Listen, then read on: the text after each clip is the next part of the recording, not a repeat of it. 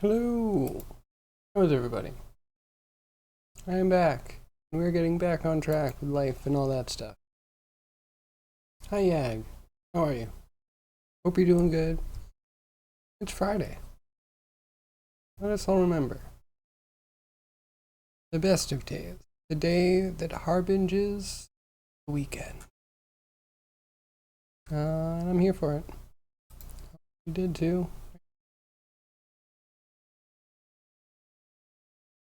I don't really know what I'm doing today. Bouncing around. So we made the inject point builder, and that worked well.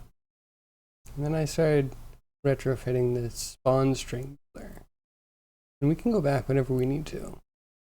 But it's almost working. That has a little hiccup. So the idea of the JSON builders, they take a JSON, they check the JSON against an expected set of field arguments or field names for a dictionary. And then if it's not there, we add it in. If it is there, we add it to the list and give it the right value, along with also saying that it has been used in the past. So we check off a bool. We need to change the expected arguments for the fields depending on what we're trying to spawn, which is trickier than the injected points, which are all the same, more or less. It's so boring just going through and making sure all these lists are correct. Who knows? I may run away. Hey Zoc, how are you? Just the right timing? Perfect. Yeah, how are you, Zoc? How are you doing? I am doing better. Life is getting back on track.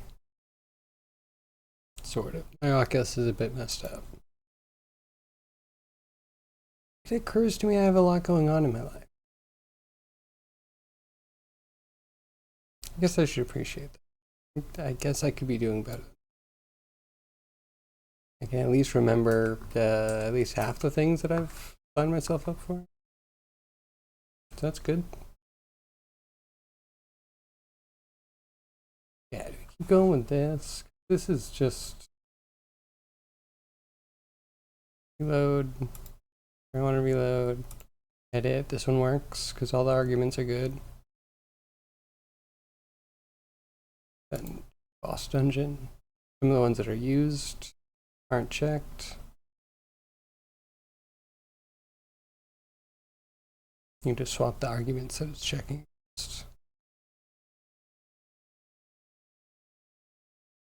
Do I bother doing it? Because I'm right there.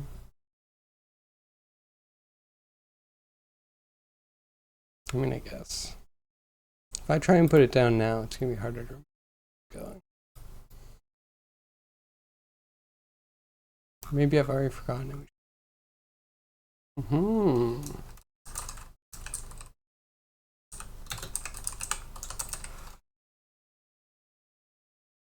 Oh, let's some stuff. Hiding code is the best. Look at that. Fine. Not that hot today. Huzzah, the heat is broken. You finished Final Fantasy IV? Just starting part 5. Hey, that is a good day. Congratulations. How did you find part 4?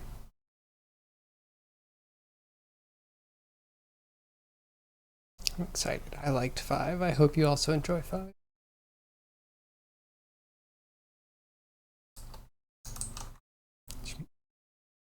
I still have a hunch that it will be the same 5.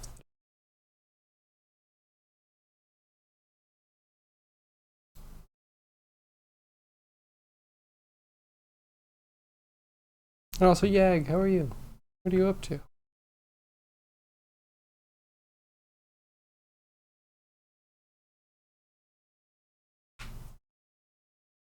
Okay, so What were we looking? We're looking at. We're putting a boss dungeon.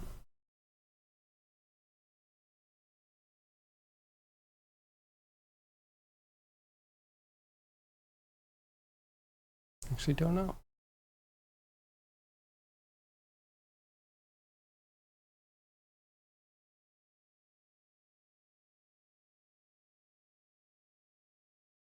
So I can have another spawn string that just references this. So maybe. Just, how do I handle it?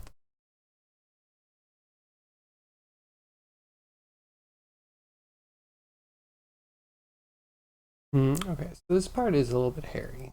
It actually means let's make a diagram. The murder board. Okay.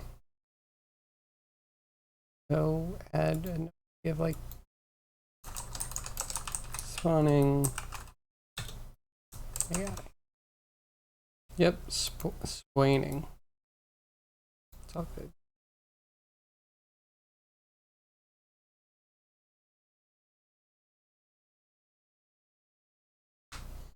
Yeah, I liked part 5.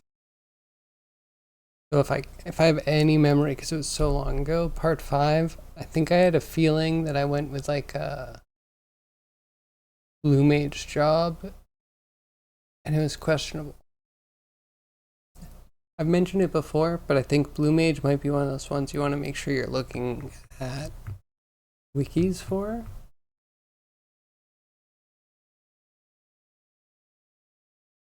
Because yeah, not all of the blue mage's abilities are equal, and I think you have to like go places to get them.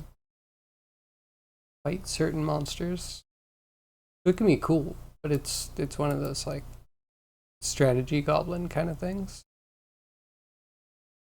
I think I was doing a straight playthrough. I don't think I was like internet addicted yet. That's probably a lie.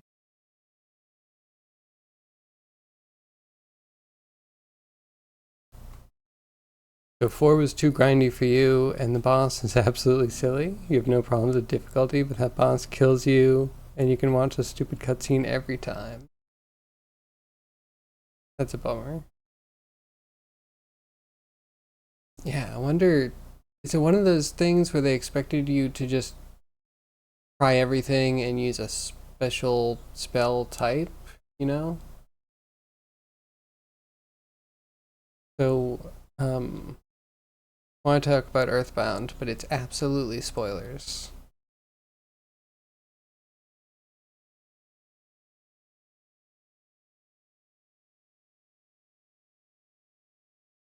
But you know what? Maybe it's one of those things where you should know, because it's kind of a douche move. So like, at the end of Earthbound, there's boss, right?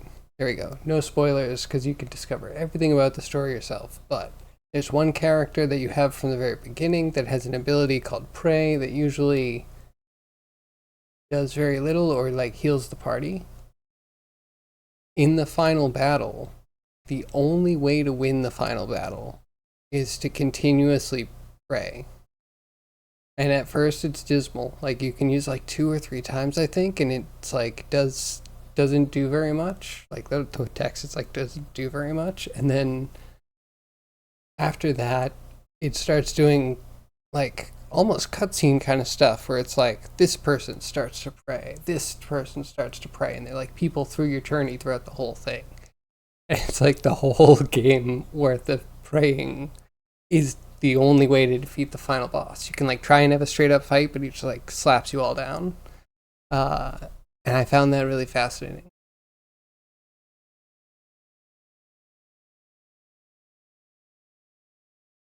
So I wonder maybe this is fodder. Maybe it's only super vulnerable to like one type, but like and the feels that Earthbound did through that one small act. And I'm sure it's also like completely frustrating until you like submit. It's interesting to me. Where you don't get part 1 and 2 have no jobs. Part 3 has And 4 is not. Part 5 has again. Yep. And at that time, the battle system is similar and slowly improving. They don't change that up too much, right? Just kind of like how you have abilities assigned to you, or like your level program is a little bit different. It's kind of fascinating how they went about their stuff.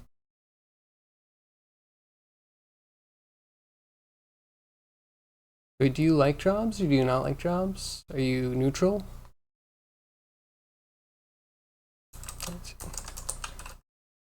So spawning items. And we have like spawning misc.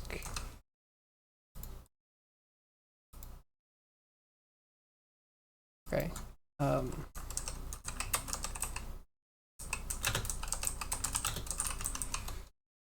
Actually making stuff.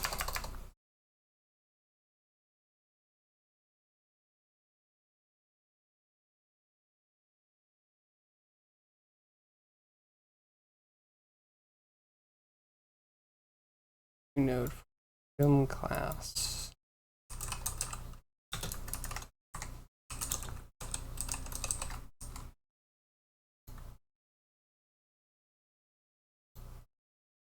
And then we need the non sequitur. I'm sorry. I'm sorry. It's on my list of things to fix. I just had to put it somewhere else. But it was the first place I needed to introduce the concept, so that's where it lived.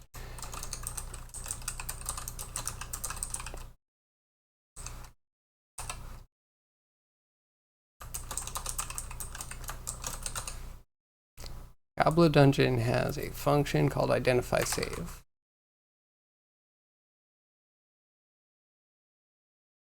Leave. It pretty much goes. Oh, wait, hold on. Okay, so we can put that there. We need one more node, which is a spawn manager.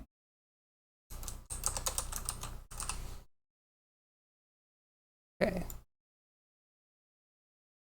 Boom. You are actually making stuff. Boom. When we spawn items,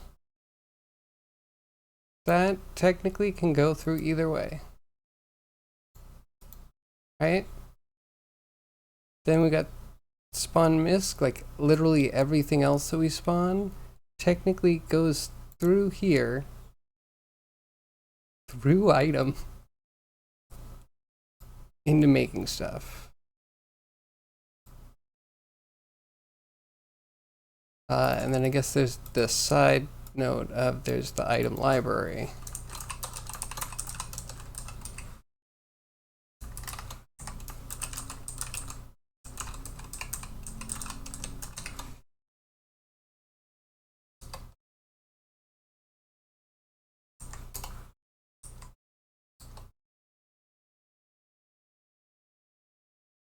Can make the text slightly small. All of that is really using this to get the specific thing and then put it in the world. Technically outputs to either spawn manager to get the position, or usually like quests. Quest manager does a lot of the creation. Besides like the world system and the dungeon system are pulling from template data that points to prefabs. Either point to prefabs or have all the data to also point to prefabs, but then customize the prefab as it's loaded.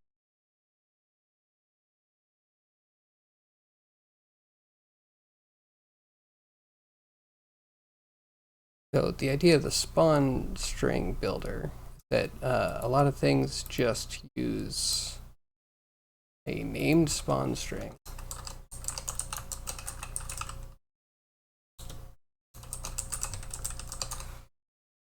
To a spawn string database. file names. And we're pretty much saying that this identify save system can go right to here, and this can go to,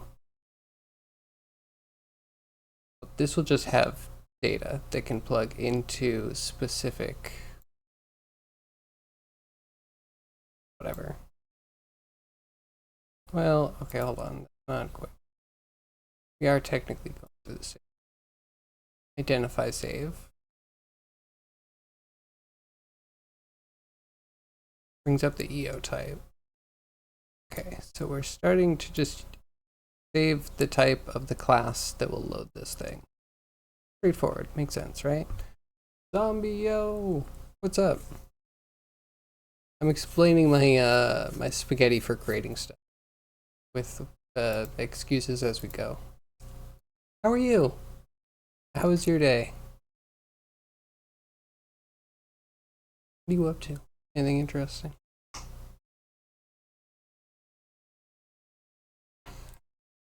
So, sponsoring database. It's kind of a way for the quest manager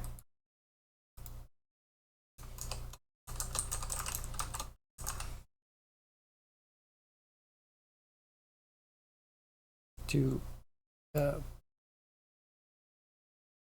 pull that into, sorry, connected.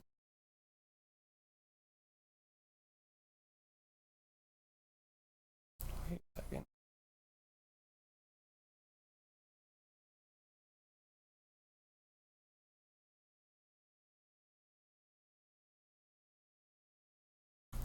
Identify save goes to each individual thing.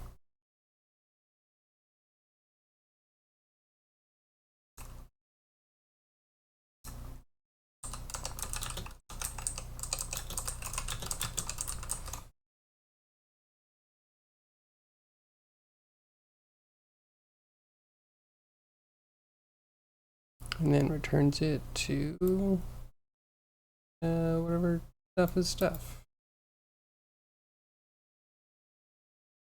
So I guess returns back to quest manager for proper placement.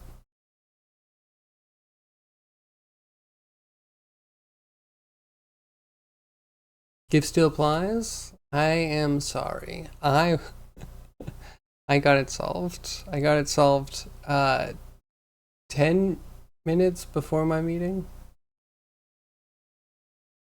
Maybe 15 minutes before my meeting, because I got home with about 5 minutes to get ready. So yeah. Good. No, it's fine. It's fine. At least I'm not, no, all weird all weekend.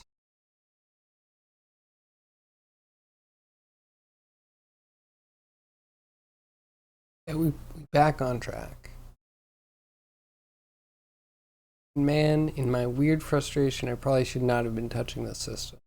Here we are, and I don't think it's been a disaster yet.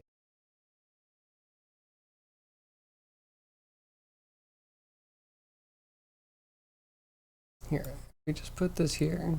Look, less things cross over.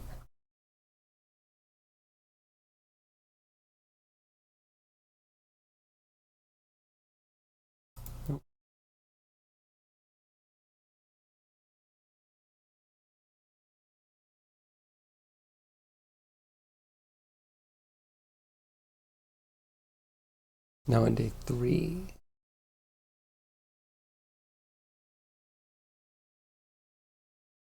Okay, yeah, yesterday I was on day 3.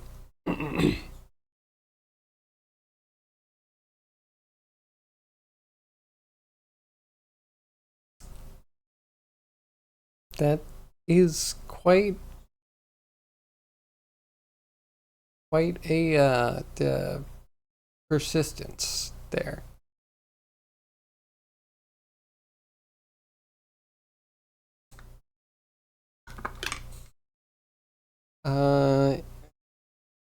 So are you quitting on purpose?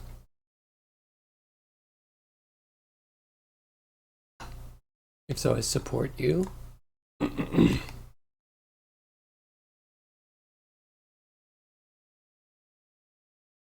I believe in you. I feel like cold turkey is difficult, but when you do it, it's better than the remedies, almost.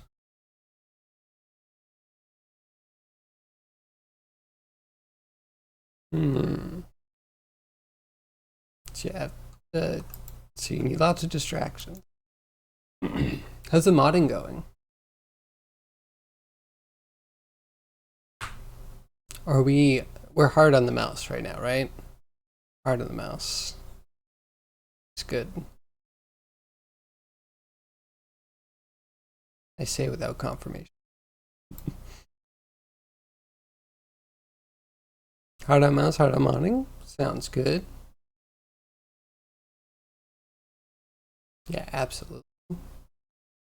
This will be the most productive time of your life, maybe.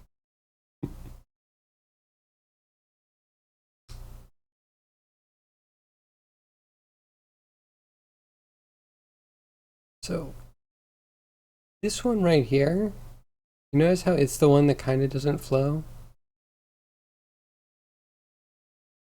Why are we connecting this like that?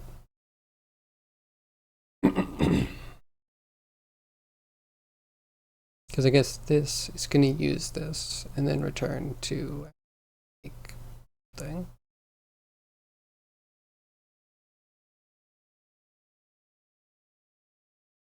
I guess it can either go through that or just make the thing.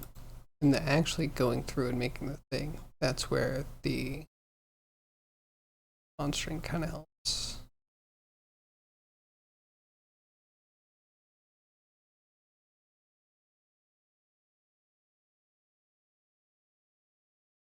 Then if you can complicate it more, we also have, and I need to get different colors in here. We have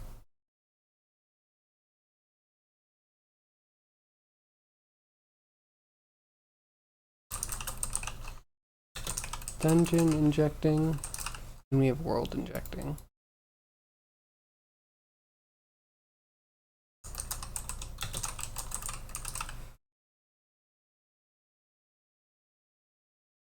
Yep, and they kind of float out there. Because I was kind of like including enough in world injecting for everything else. Or like, world injecting was so small. I guess it can be so small. I get, yeah, placement is a problem, I guess. I also need a like relative thing. Keep kind of thinking about it and then swatting it away.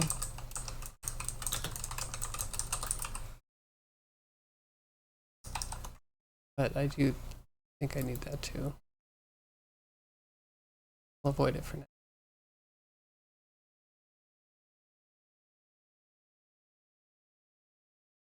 As long as the hands have something to do, it's bearable. You like number 3? Oh, I lost it. Wait, what was number 3?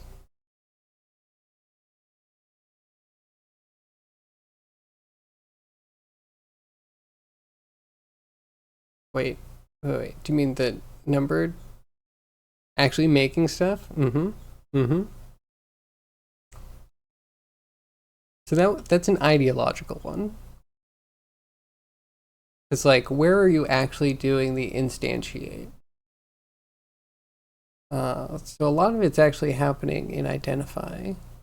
It's like a big switch which tries to figure out what type the JSON is, but like I've had some issues where it tried to spawn the wrong thing and it's not great. Yeah, the EO type, just like saving the end object type as the thing that's going to load it. So I guess I should have one that's just world and one that's dungeon.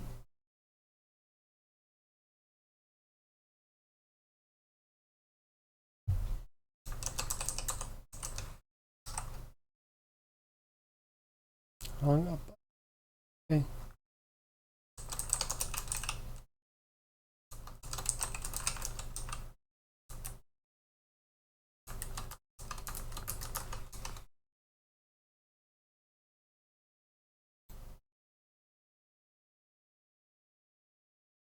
Exist. I save that in a real place.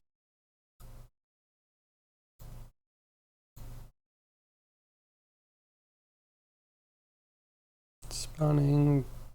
Oh, diagram. Dare. Where are you?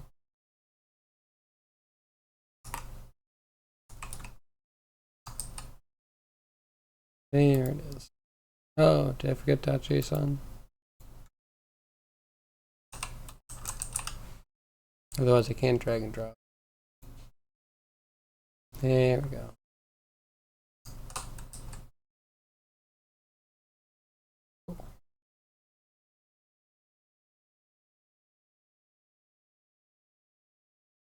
See, trying to undo this. Came in stages, you know. Spawning eyes, straightforward, but then everything needs to. Post manager needs to go straight to spawn manager. But also sometimes it goes to spawn string. You go to spawn manager, which comes from identify save.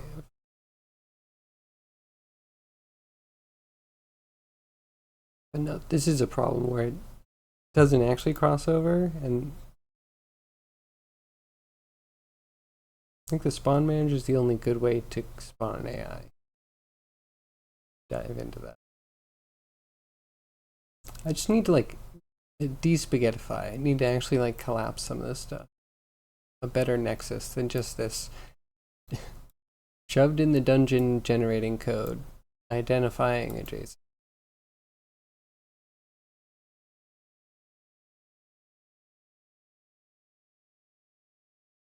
With all this laid out, I just don't know if I'm totally willing to make a commit to a proper decision. But I kind of think I know that we want to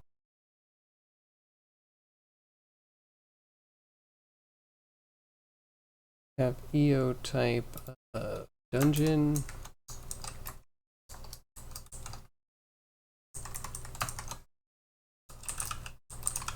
world.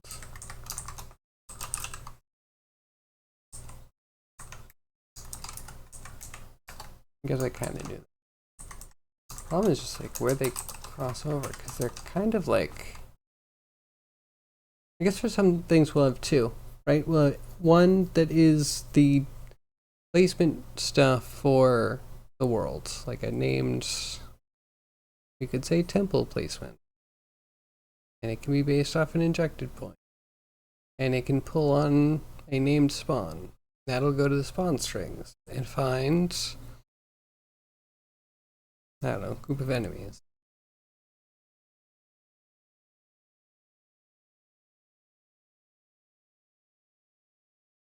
I don't love the double dipping though. So I don't love having giant JSON string to super specifically tell everything where to go.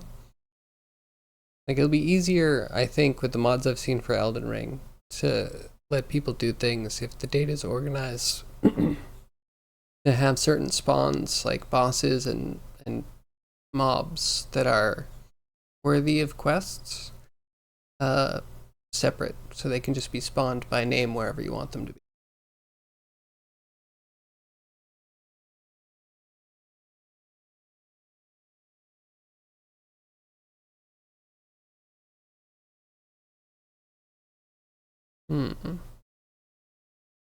Like, I don't know what the mods will be, but at least separating that stuff out so you're not trying to design a whole new world if you want to and get the mods you want somewhere. You know?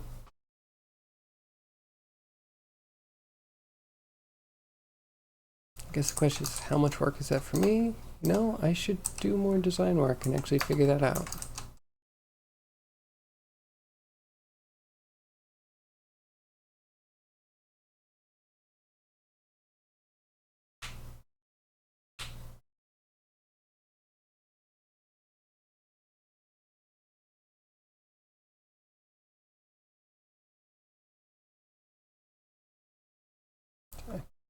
think we're almost pretty much good.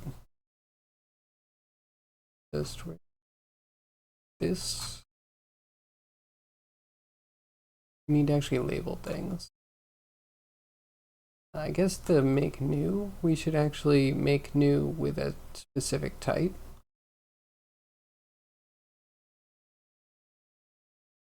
Also, I have to make sure that any of what I said is absolutely true. Oh, because you know, memory can be faulty. Or it cannot update as fast as I technically update my code sometimes, realistically. No, I'm not the only one. I have friends that have, you know, gone through the to-do list and been like, okay, I'm going to go do this. Then they go and they're like, I already wrote this code. When did I write this code? Brain strange, right? I feel like with logging new data, it's good at finding some things to like connect it to. But then updating data? Oh my god, where do you fit that? The old data stays, the new data stays, sorta.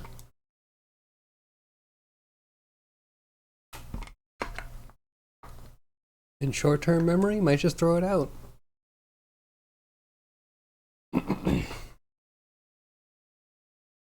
There you go. Brains in a cage for you right there. Brains in a nutshell. In a half shell.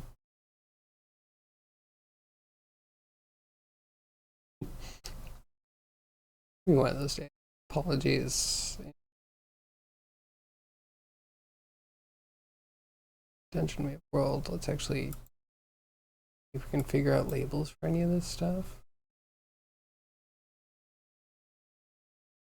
This is a dungeon. Okay, no, I immediately think it needs an EO type. Should probably be actually item. So item is nice because it can just go to the item library and pull a thing. So it can just pull a dungeon entrance, which it's going to do. It's going to put it into the world. Because it says it wants to be in the scene. It's a messy name, the world scene. Then nothing. It says nothing about placement. Besides that it goes in the world scene.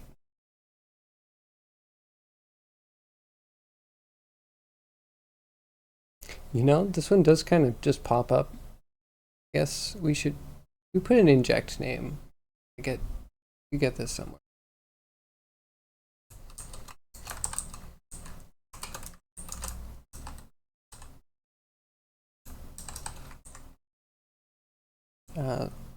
So let's try item for this.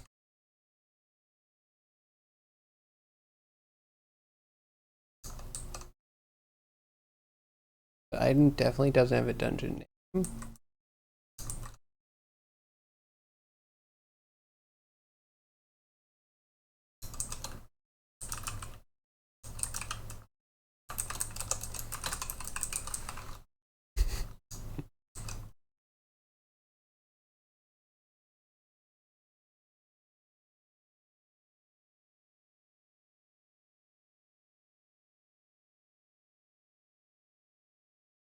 I think that's right, because the dungeon name, when I set the dungeon name through a load, it's going to pull the dungeons out of the text data when it does the load for this object. It doesn't like preload. Why it takes a sec to get into a dungeon. Brains in a nutshell, yeah, definitely a zombie aperitif.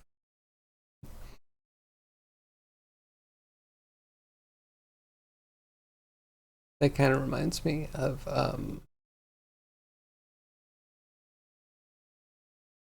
why am I getting bad with the names of shows? There was a zombie show on Netflix early on. about this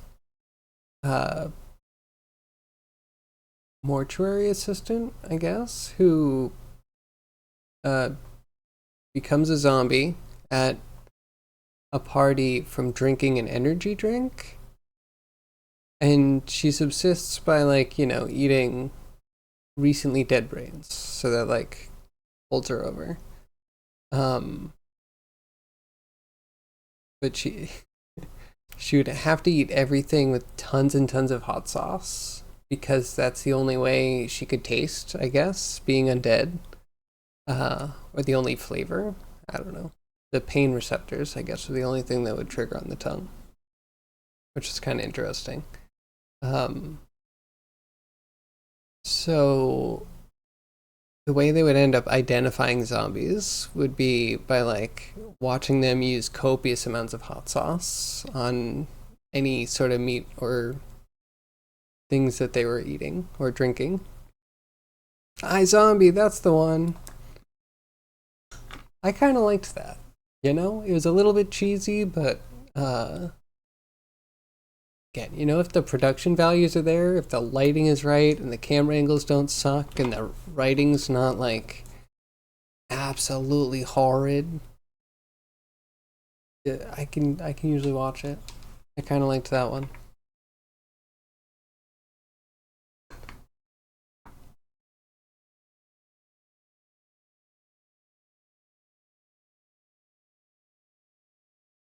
I think that works for that, except that we don't handle EO type.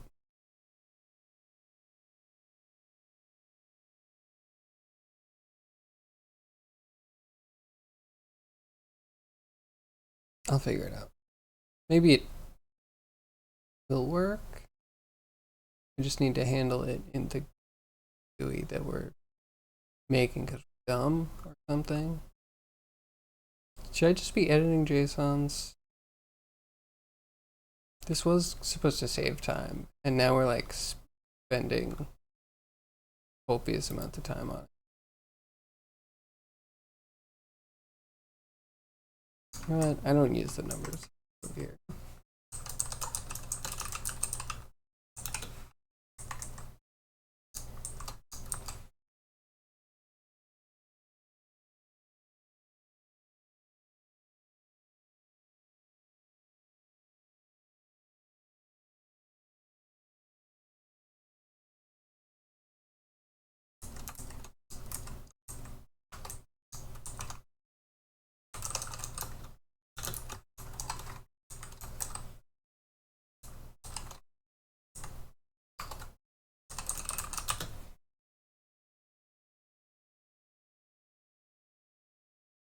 I really need to check out Z Nation. Like 10 reallys? That, okay, alright, hold on. I have to check it again.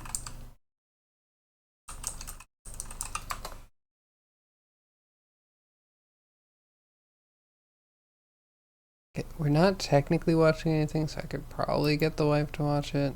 Gotta figure out where we see.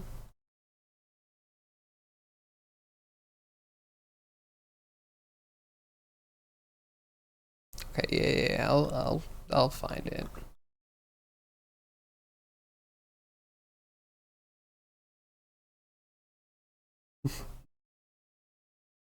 I'll find it. Sounds good. Let me write in my notes.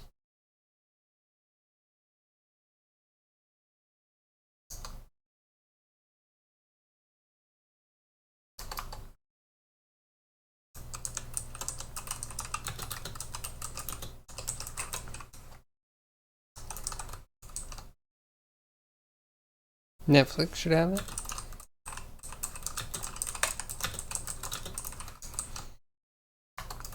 Cool. Alright, yeah, we'll check.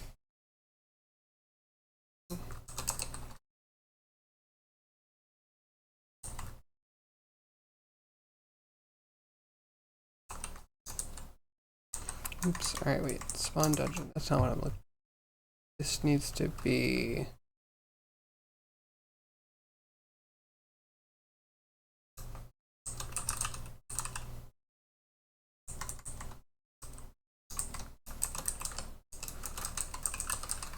Dungeon load.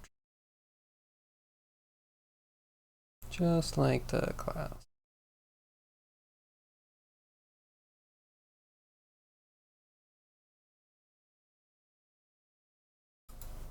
Need to handle this in the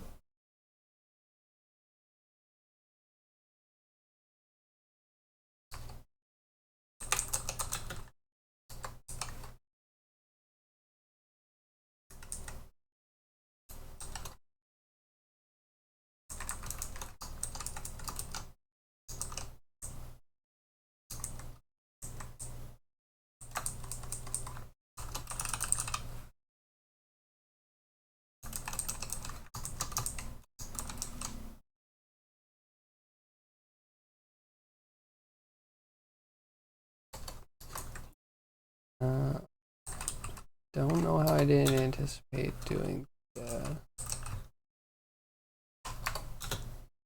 dungeon door. Somehow I was thinking about mods. Okay, sure.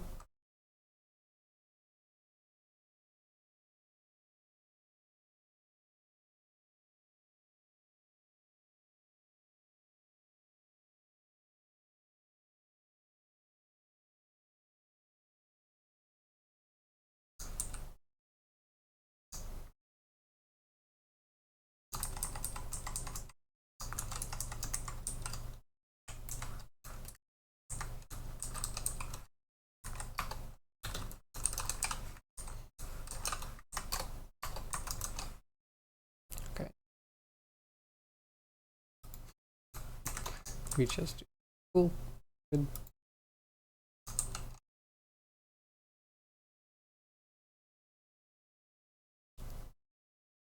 This actually.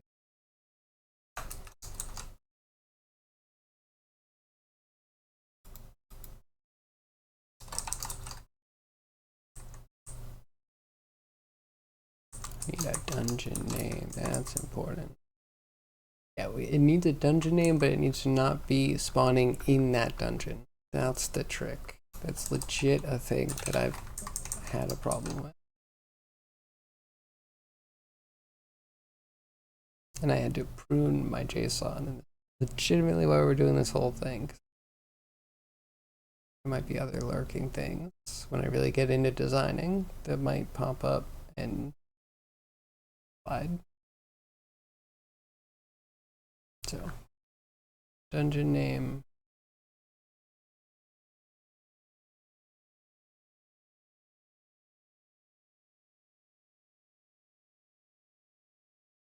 Share ID.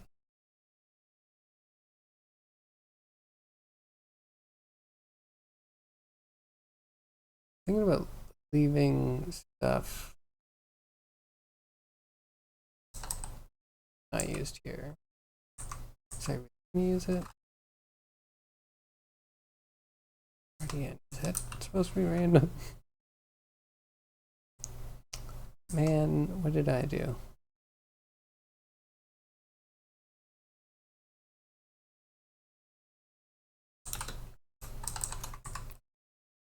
Scene.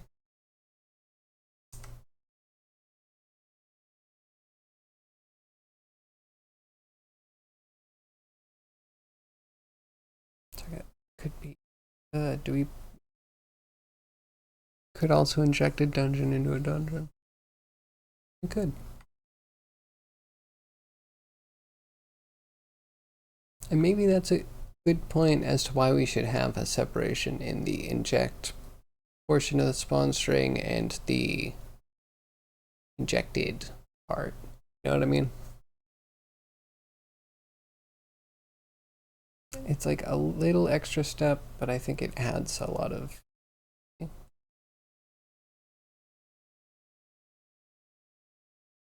I'll rationalize it away. Just you watch me.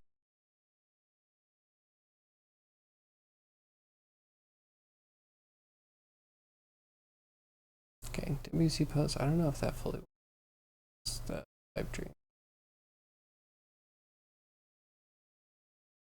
We don't on.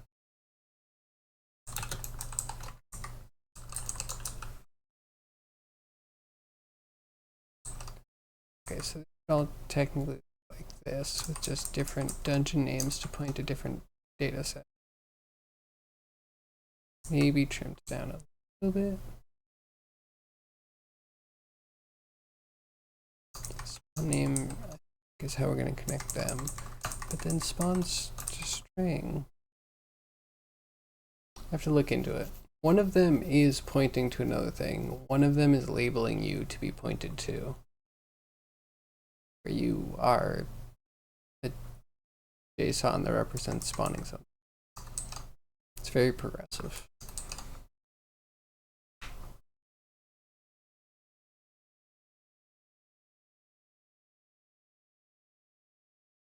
Okay, weapons, it's gonna have a bunch of crap. Armor, I'm not gonna lie. Armor is kind of a stub throughout a lot of it.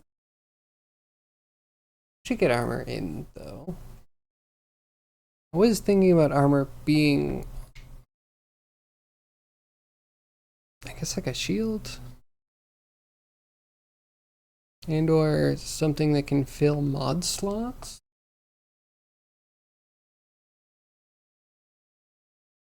I have some weird ideas about how it can be used, but I'm also feeling like they might clash with some other pieces. We'll figure it out. It'll be good.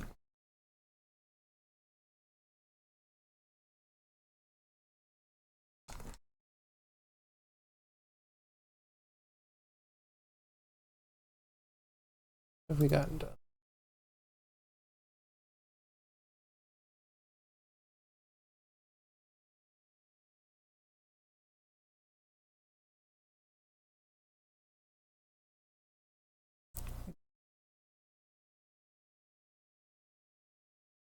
You still dungeon. I mean, yeah.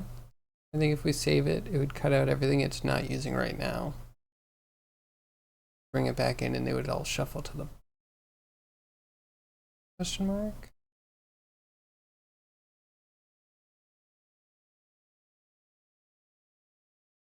I don't know why that happened. You know what?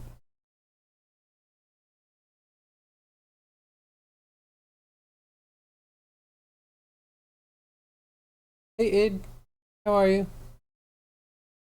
What are you up to today on this glorious Friday? It's going pretty good for me. I can't really complain. It's a good day for the week to turn around, you know? I think that worked. Test group.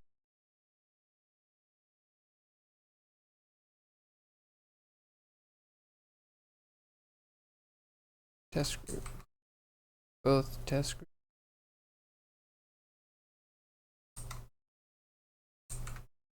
Can put it in there.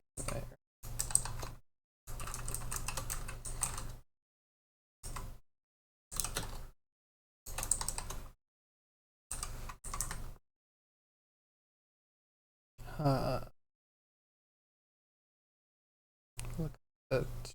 Supposed to be. We'll get it more ratified later.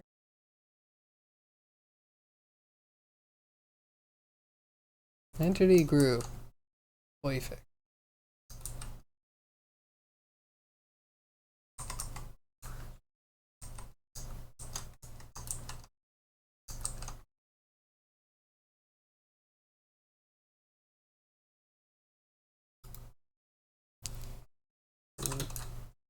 This should jump the shark. You might be able to just set this. This one's an item.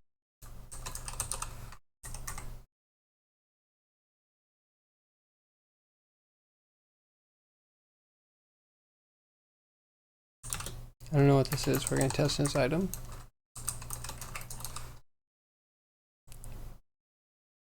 I don't see anything too special here.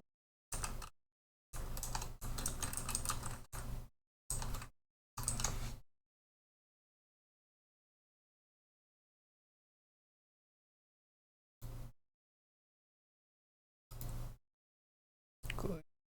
Good. Boss dungeon. Good. Revenge enemy. Nah, they. What are these? Hello. They're clearly used.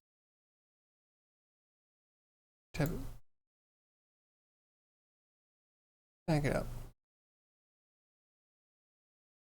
Demons? Usually demons. Trying to figure out why a computer isn't doing what you think you told it to, as per usual. I guess same here. Oh. That's when you work in IT.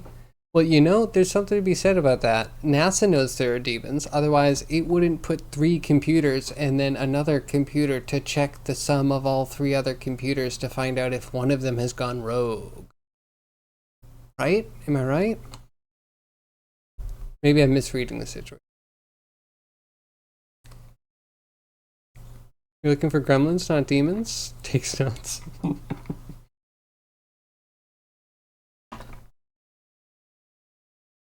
It's usually 12 bugs in a trench coat.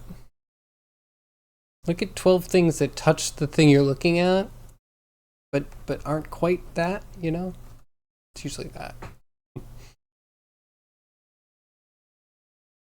And man, the number of times I'm like, there's this one bug that's driving me crazy, and it's actually like 3 bugs in different places all somehow acting in concert to create a similar bug in 3 different places.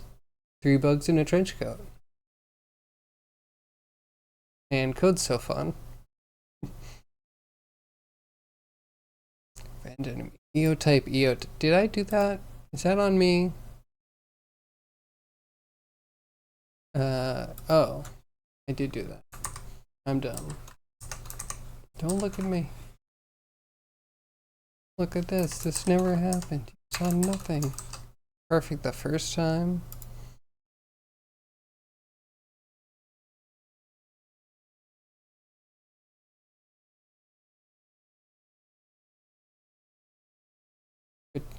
Good.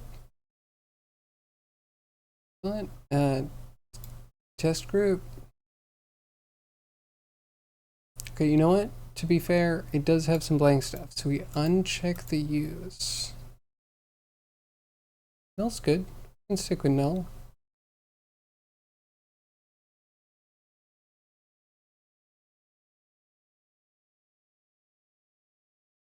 Now nothing's checked off. Because why is Eotype blank?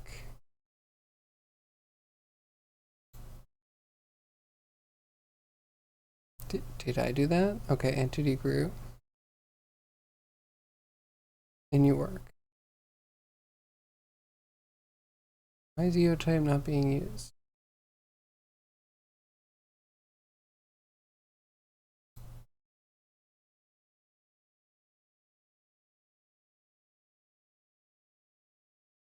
You have an Eotype. You have an Eotype.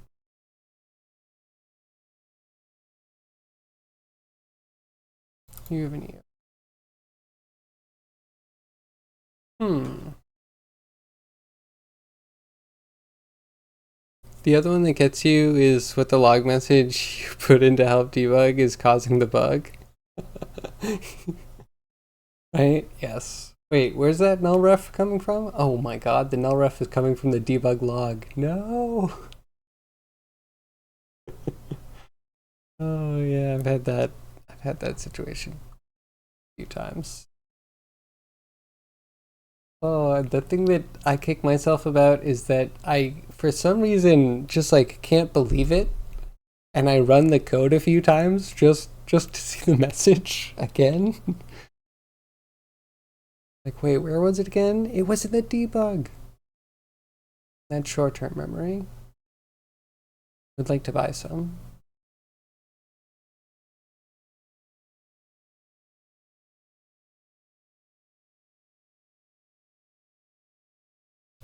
Just make it blink out the debug message in binary through your caps lock LED on your keyboard. I mean, I don't do binary very well. I mean, I can play with binary. I can shift some bits. I know where the 1 goes. Yeah, like reading it. No, thank you. I mean, no. Guess I could just write a program and I could toil over it for a little while and then never have to deal with it again. Or find someone else's program, but that's right out. That I didn't say that. You didn't hear that. You a VO type. VO type group.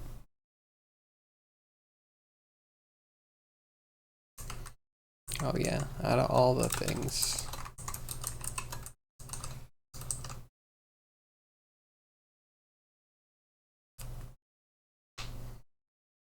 You advanced, you no longer have a caps lock key, but your entire keyboard has LEDs, so you can blink the hell. Wait, really? Okay, wait, my keyboard might be a little bit gross, but like, yeah, I also, oh, I should actually look at what I'm trying to show you. I am also without caps lock key, because I don't need that button. If I'm yelling at you on the internet, I will shift the whole time. I will hold it. It's that important. Know that when I'm yelling at you on the internet, that is with the passion of holding down the shift the entire time. I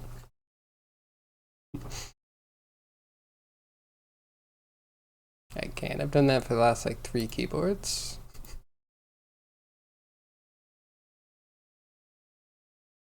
In fact, that's actually being done for some devices to dump the firmware.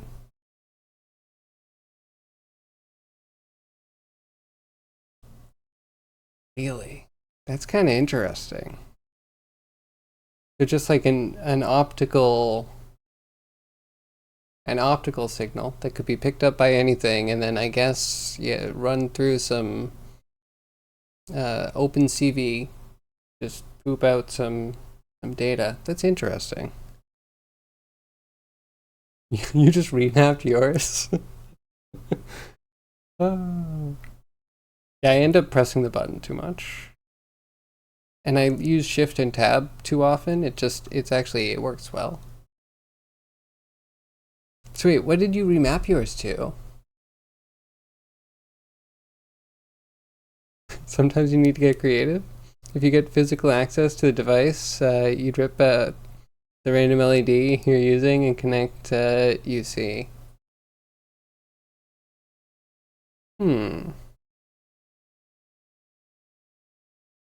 I mean, yeah, that's kind of cool. To escape? Oh, yeah, that would... Actually, that kind of complements tab pretty well, right? Well, maybe, depending on your map. Like, oh yeah, it kills the code complete. That's what I like about it.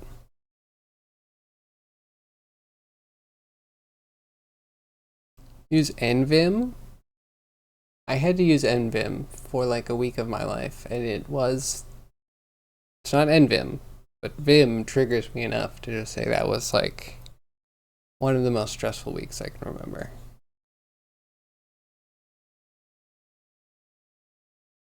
If you don't have direct physical access, you can use it to bridge air gaps and sniff data from remote computers very easily through a computer pointed at a window. Interesting.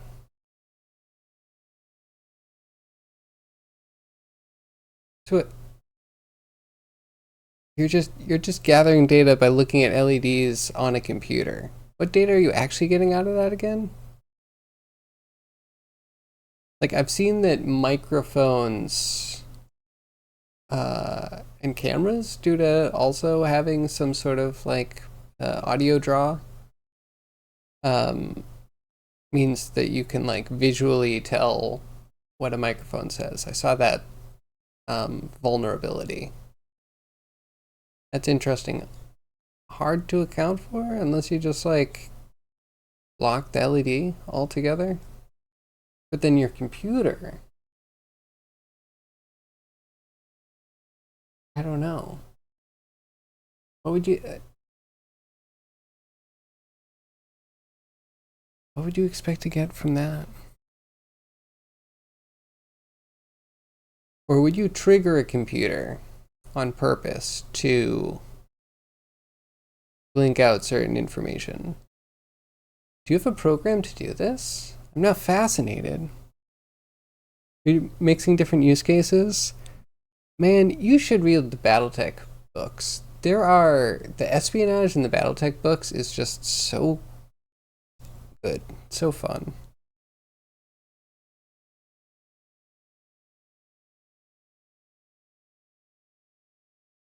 You should mute when you type passwords too. Given enough samples, you can map what the key presses make what sounds.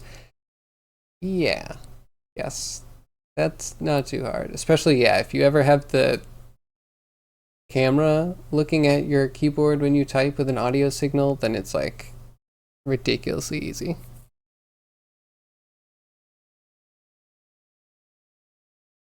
I've seen that. Yeah, I don't tend to type passwords on screen, on stream. That is a good point. Tech security is fun. It is. It definitely is. Because you also just need to understand like science and electronics. But yeah, like your computer technically has like a pulse you can kind of dial into.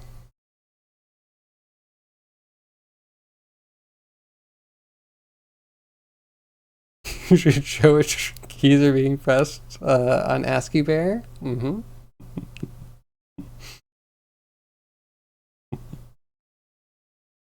And I wonder how often streamers have had that problem when they're like showing keyboard controls, if they're doing like speed runs or whatever, and I don't know, that's part of their layout.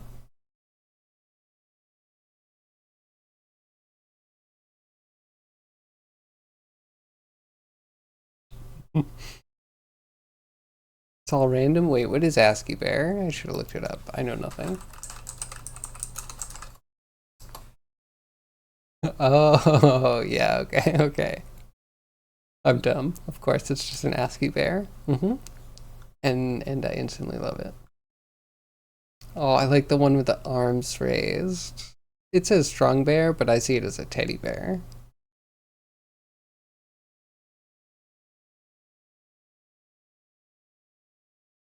It's strong bear, but it just looks like it has little end caps for its cylindrical arms, and it's like it wants a hug.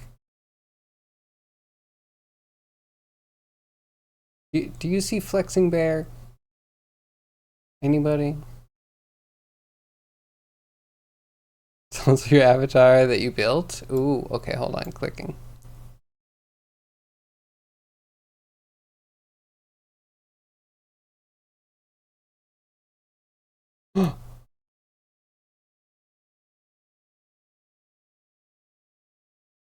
Aw, I love it. He's so cute. Hello, I'm Bear. I type.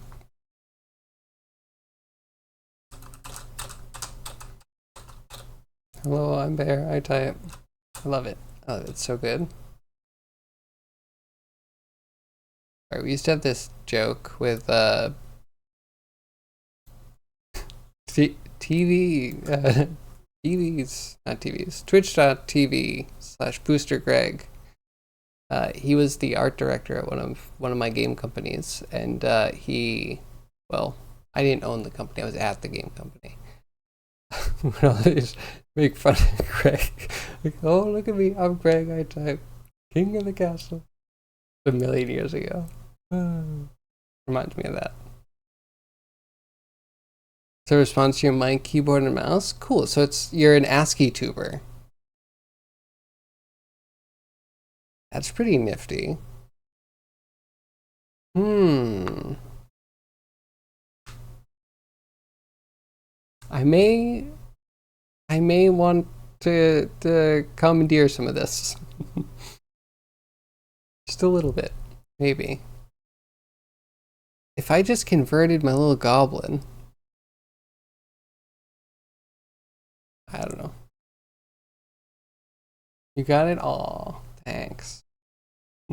So good. I love it.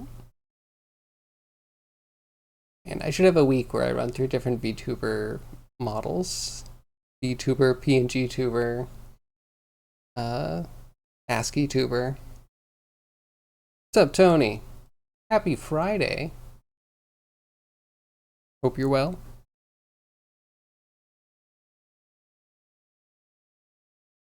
Welcome to it. Also got a tool called ASCII Shop to help make the ASCII art. Hey, that sounds good. VTuber. Yes, Tony, VTuber. We should have a week where I do different VTuber models. Yes, I said. VTuber, PNG tuber. Should I say it again? Do you have thoughts or feels on it? I was making 3D animes characters that did the digital puppeteering. It was fun. And also such a pain in the butt. Their editor program to import stuff is so weird. I would have to like invert the jaw open for some reason. All sorts of weird stuff. Anywho. Made a few. They got better as I went. Maybe I should make another one. You might be pretty biased, but VTubers are pretty cool. They are. I feel like there can be like a distancing between like you and your viewers with the VTuber. You lose a level of emotion, I feel like. I'd rather emote myself for now, but they're fun to play with. If you could switch in and out of them easier, then I would be more for them. But as I've tried, you need to set them up beforehand and then start streaming, and you can't turn them off because the way they route the camera makes the camera difficult to reset.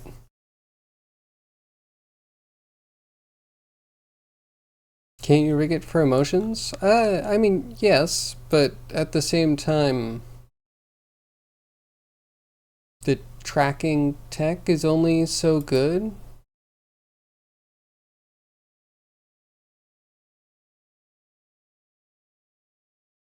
Like, you kinda can. But I will say, the more you get to 3D rigged ones, the more emotion you get into them. I think. I guess PNG tubers, you would just need to have like a big board, like a switchboard, that you could just press buttons and put yourself into different emotions, and then you would just need to have enough drawn out emotions. Or maybe you would be live puppeteering and changing the orientation of eyebrows and the size of eyes or something. But I think it would be more like digital puppeteering instead of, I don't know, like matching you. You have people who have emotions. I have an excess. If you don't have enough emotions, please take some of mine. I could use less. Maybe just something so you can use channel points. Well, like I was just saying, if we could ever switch into it, it would feel very different than the fact that it like doesn't turn on correctly unless you set it up, and then you can't switch it off very easily. For the anime stuff, for like the 3D stuff, I don't want to like, you know, the PNG tuber is probably easy enough to do. I would just need like Twitch API for the redeem plugin. You're gonna play with sentiment analysis at some point? See if it works well fast enough. Hey, that would be really cool. Most VTuber avatars are so bad. Yeah. I mean, they're either so bad or they're, what do I say? Let me just gatekeep it. They're too accessible. right? You used some sort of anime thing maker and you just made a very generic anime looking character. That's usually, you know, not that all the anime ones are, but like the anime stuff has become so accessible that, yeah, anime VTubers just don't feel very, I don't know, don't tend to feel super special unless they are super special and then you really know it. You'd be embarrassed with those animations of models? Well, so first off, I think Code Miko, the small snippets I've seen, is an amazing performer. And the jank is more part of it than the opposite. Like the fact that she takes her motion controls off and crumples them up and puts them on the ground, and her character is like a Skyrim glitch. It's perfect. Like that's exactly what it should. I love that. Or what Cryoge's told me about.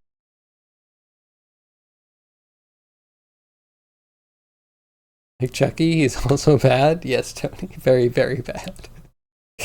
Evil, some might say.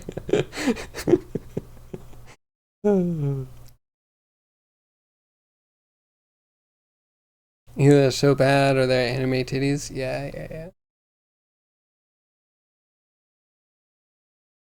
YouTube. Hey, Catless, how are you?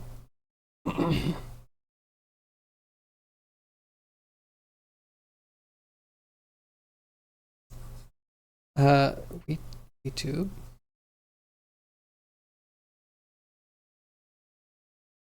Yes. Should I throw that through a translator? Ah.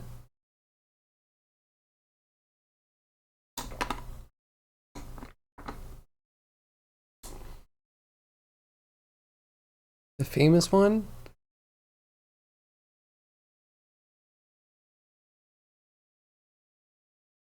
It's totally a data relax. I agree. A whoosh there? Yes, I think so too. Just, I want to pause in case, you know, anyone wants to circle back and fill me in. But you know what? Sometimes the moment's passed. It's fine. We move on. How are you, Callus? How's your Friday? What are you up to? Uh, how are your wheels?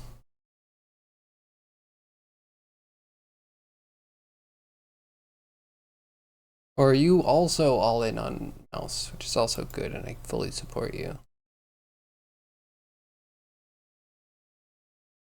Okay, so take these out. Keep the null.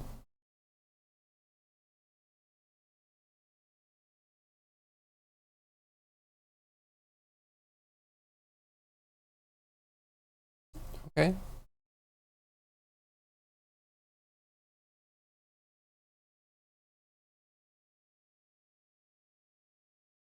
Here, drop this, drop this, drop this. Else.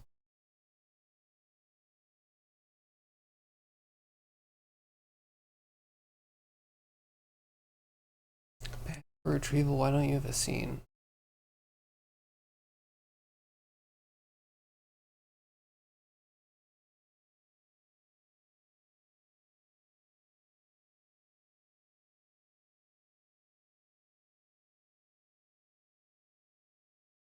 It spawns got. Huh? Why?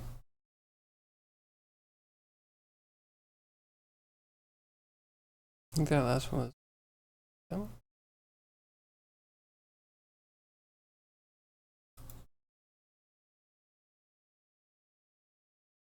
Wait, sorry, I'm gonna take the.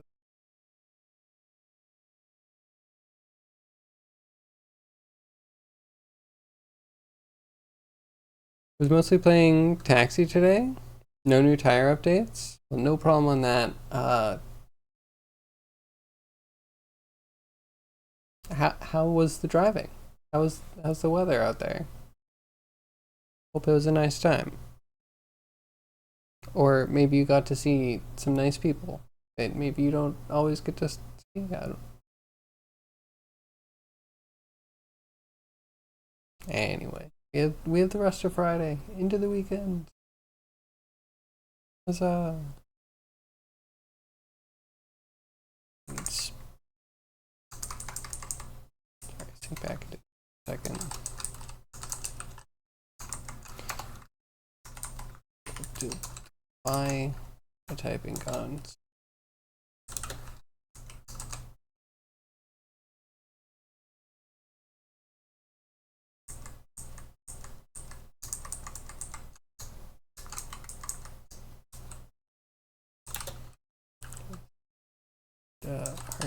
RDN.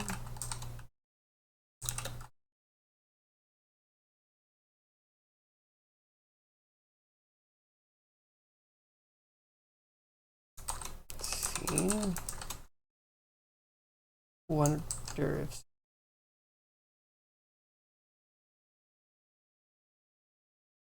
maybe that's not.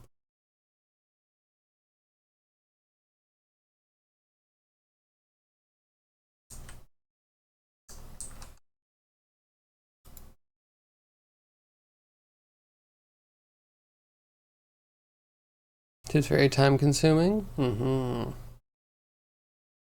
Crazy came, and the wife brought up Crazy Taxi the other day. What a fun game that was. Back in that Dreamcast days. Dungeon. This thing good.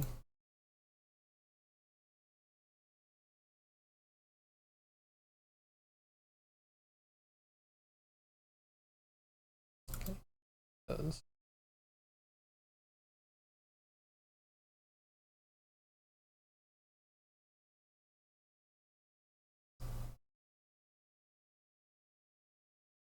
Try to get some funny stories. Okay.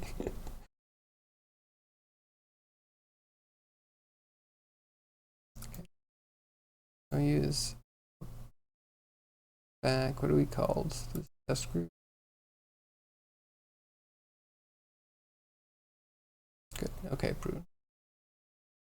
Revenge enemy. Good. Like good. Bag for retrieval.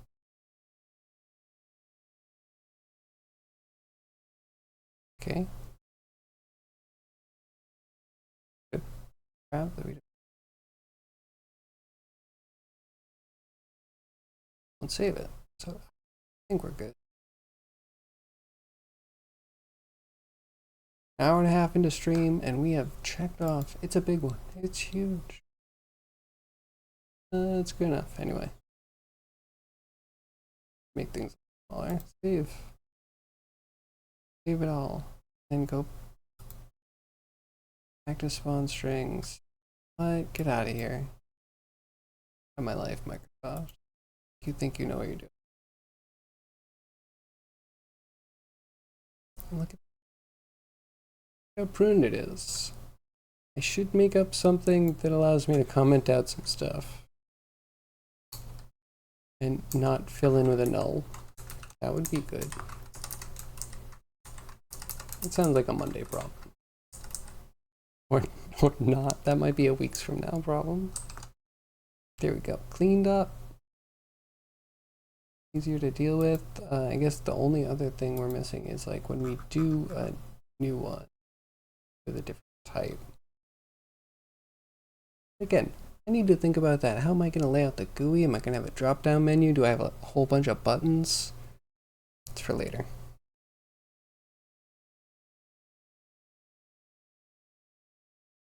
So yeah, anyway, I got that done. Let's a little bit.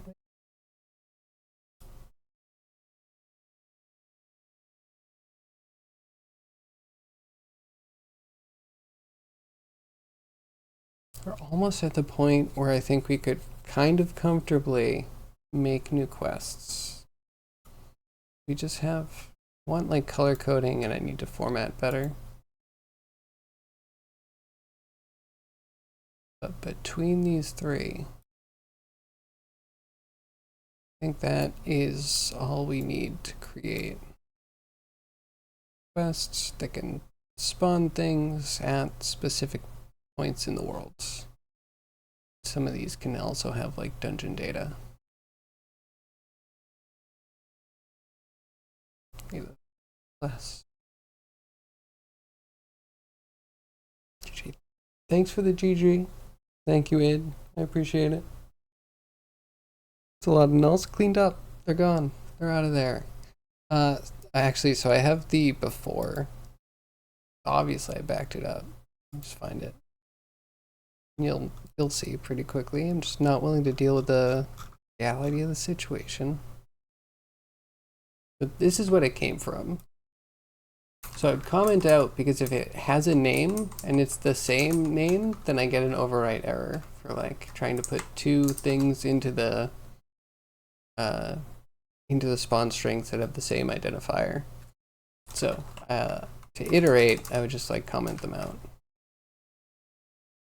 So the pruning kind of kills the commented out stuff, but I might also be more willing to make changes because the GUI's sleek and usable.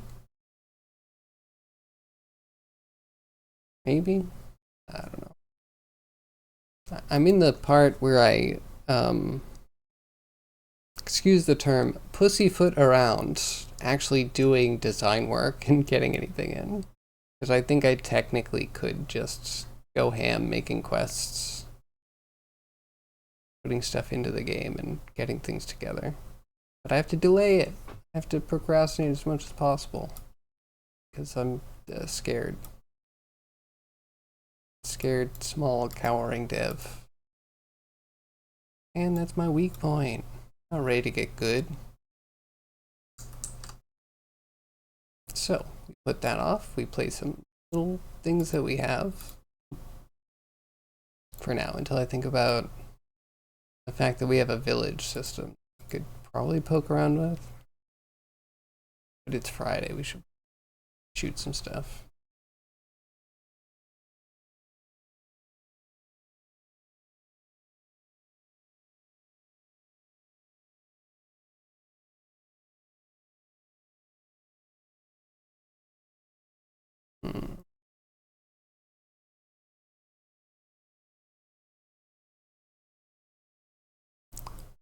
Also have to figure out. Well, so I was thinking, so I have all this texture manipulation stuff, and I also want to have a version of everything. Like every function should have one that changes the pixels given to it in a way, and another version that gives you an updated texture or set of pixels. So that way you like do an operation and get a copy of something. And then having them clearly delineated so you don't accidentally. It's weird using code to mess with textures. I like having nodes with previews. Like, yeah, I gotta protect myself. This lady crazy.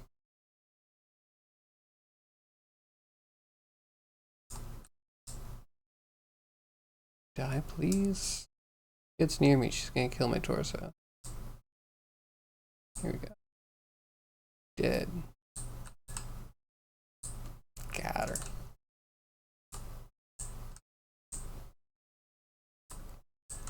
A drop. We got Gargs.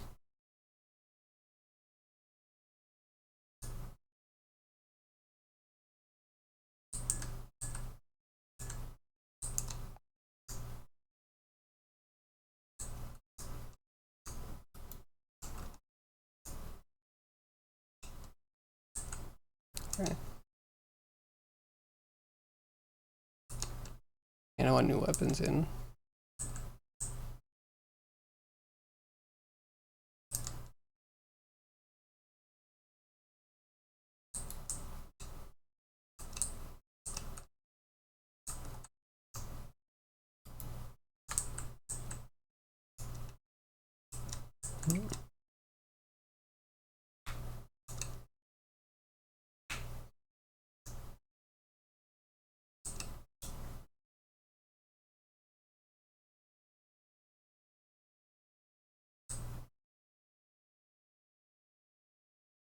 Get out of here, minion.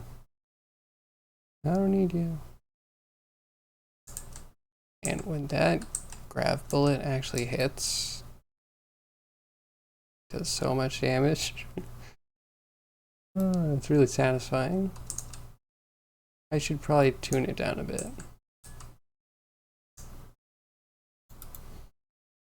Square money rolling down a hill. Right at me. It's gotta be a metaphor for something.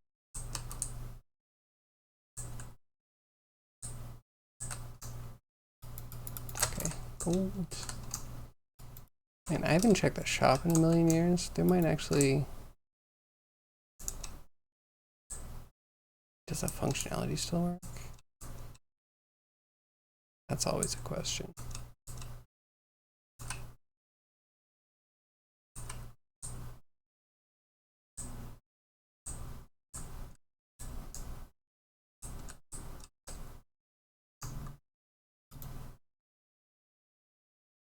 It does. Get a super fast ported beetle prong. We can get the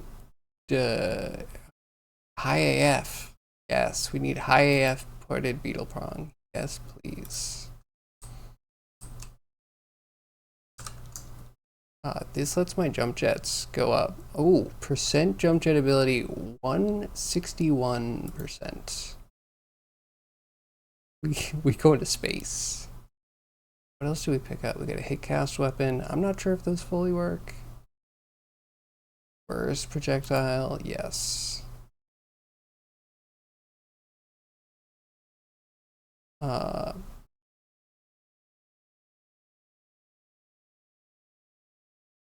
try that.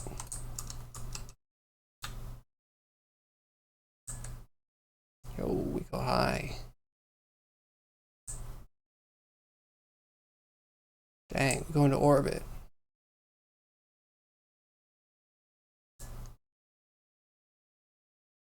One question I should answer eventually. What? Why am I only finding magic items like in the shop?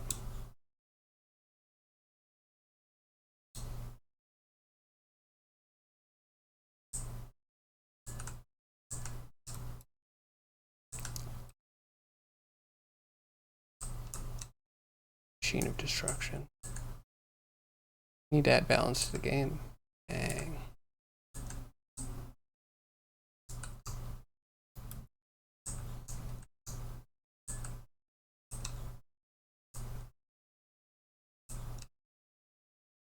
Maybe I should leave that in for now, though. That's fun for any tester that actually tries the shop, finds a good thing, launches themselves to space, finds a cool burst weapon.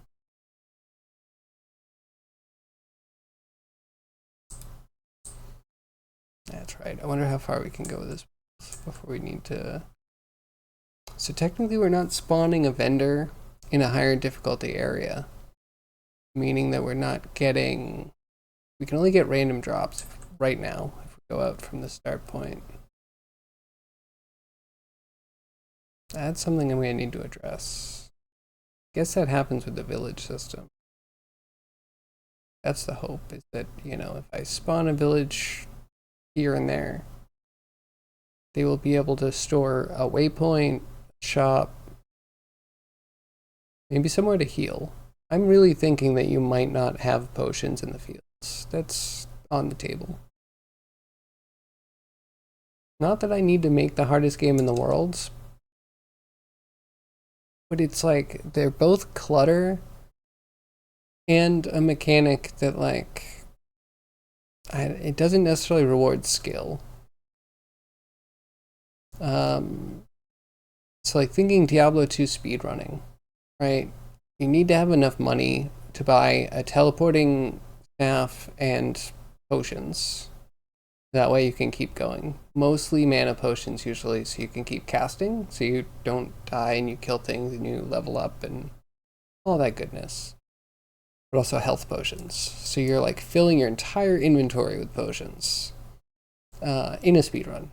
Very good tactic. It's a lot of fun to play. The way other ARPGs isometric RPGs, whatever you want to call it, have started to deal with that, is like have a refilling vial. And I think this is garbage. This is game designers feeling like they're superior and like they actually, I'm going to handcraft a perfect scenario that the player will always be at the exact point I want them to be. It's just like, I hate having to wait for things to refill. Why did we introduce this into games? Cooldowns? No thank you. Get them out of my games altogether.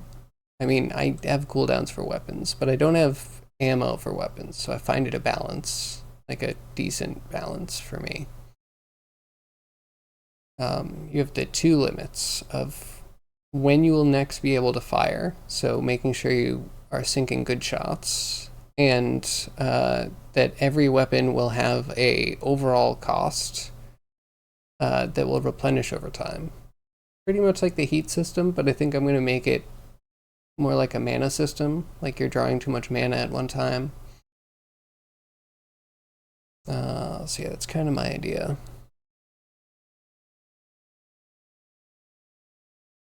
Then, yeah, so if you're replenishing mana, you don't need potions, especially if it replenishes at a fast enough time, and I think it might. But if you overdraw on mana, you just shut down. So it's actually like a penalty you could take on if you are willing.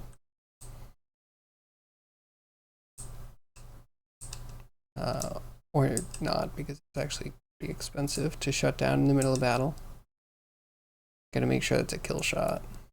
Or you have enough armor to tank.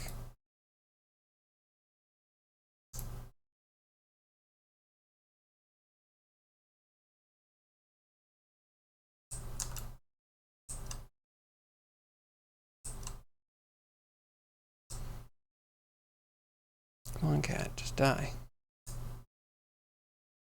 Well, I guess the balance is better. I'm in a much higher level area. These are all like level 1 weapons, even if they're kind of like the best level 1 weapons I can get.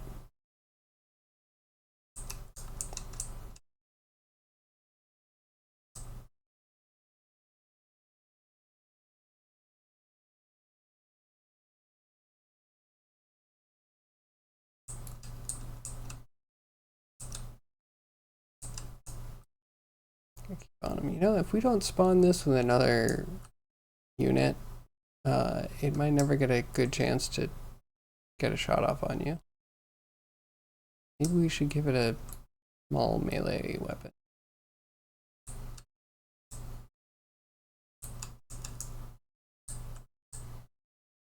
Crinkety Clack, Toaster's back. What up, Toast? How you doing? Heard you were spitting bars in Discord for Grimy yesterday.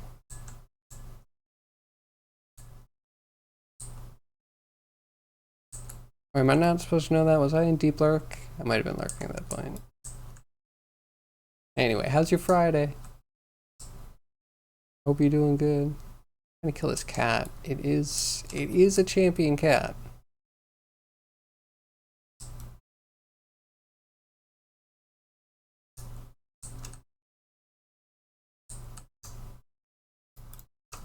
Okay.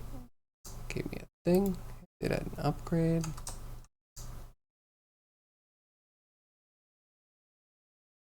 It does 31 damage. I mean, that is a lot of damage. Do I really need the jump jets?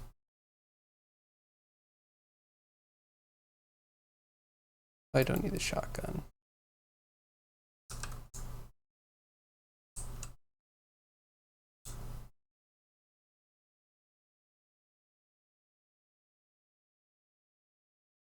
So yeah, I hope your Friday's good. Hope your work is good. Question mark. Making those dope graphics.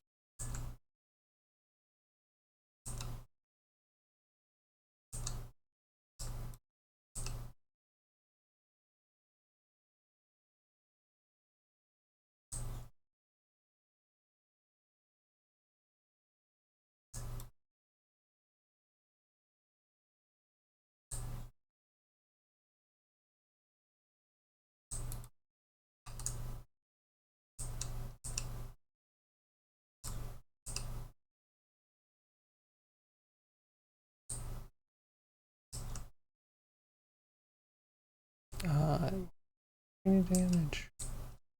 Why am I so weak?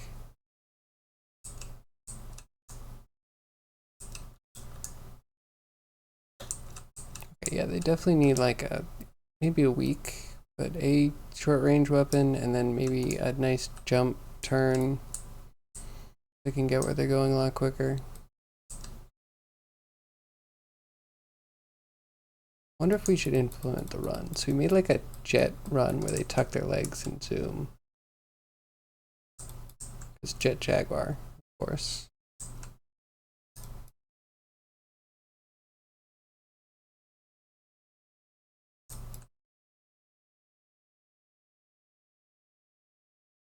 Come on. Okay, don't need the mini map. Give me more frames. There we go, now we're showing the color.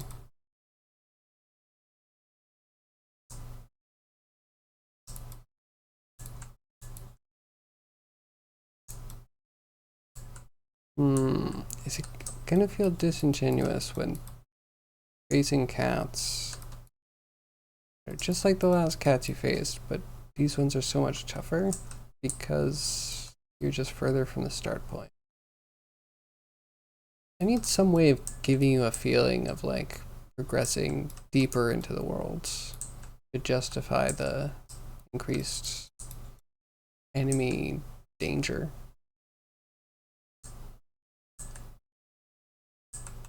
I don't know if the area level down below is enough to really give you a sense of like, this is why you suck.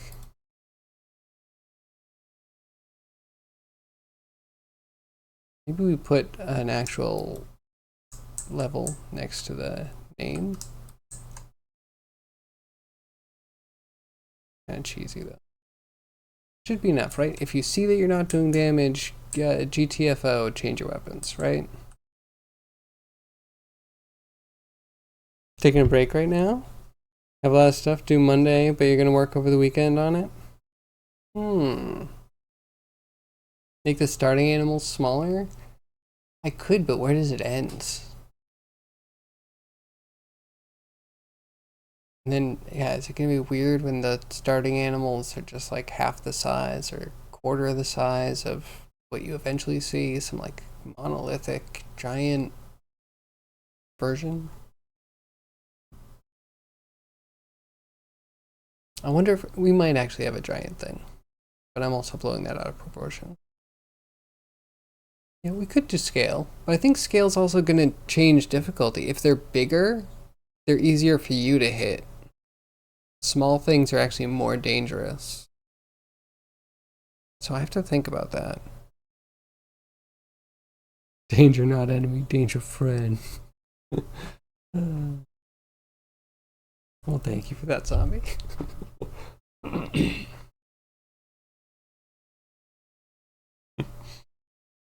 Giant is gross.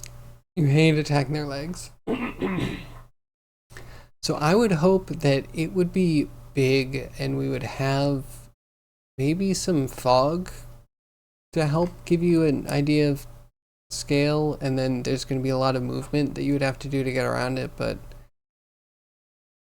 should figure out how long the range is on your weapons. But if we did a giant, a really giant enemy, I would assume you could shoot them from just so far away. Like, that would just be a different scale of attack. But I know what you mean. Like, the fire giant fight in Elden Ring is kind of brutal.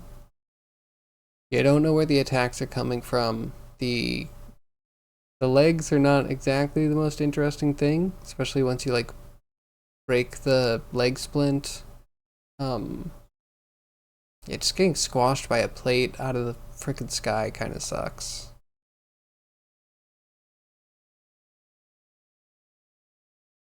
We could do just maybe not giants, but something that's huge. So there's something called a Tarrasque in D&D. It's a world-ending beast. When it awakes, it will destroy like a city or something. I forget what it is, but like, you know, it's it's that big. It's huge. It's going to take a big pockmark out of the earth when it wakes up, and then it will eat until it can't eat any longer and has a almost infinite ravenous hunger. And it's like, hey, that could be kind of cool, trying to fight even something with that idea of like just a giant, I don't know, rhino tick. Knocked out by the dangly bits? Yeah, that, you know, that's a good point. With giant enemies, we're gonna need to like think about. So one of our giant enemies could legit be like a giant tree with foliage. Maybe some appendages or whatnot, but like we could do like a giant plant thing, you know?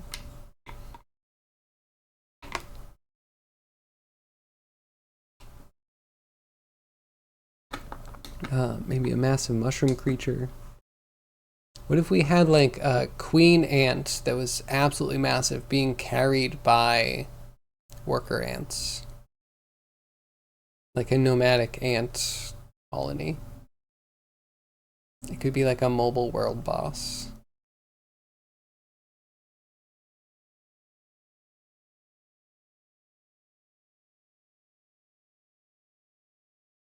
Totally, that's what you would call it too.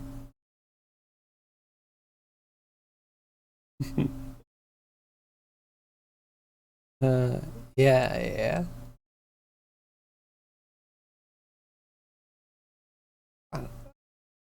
There's a lot we could do.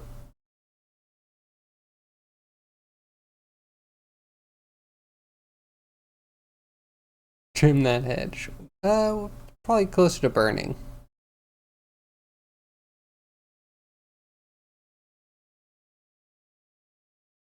So like Diablo 2, every creature had its resistances, and trees would probably get like resistance to everything but fire at hell difficulty.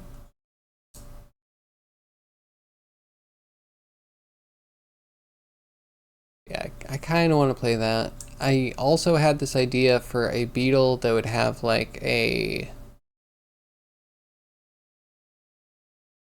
large fortified cathedral city on its mantle. It would just be wandering around causing havoc, just like a giant war beetle.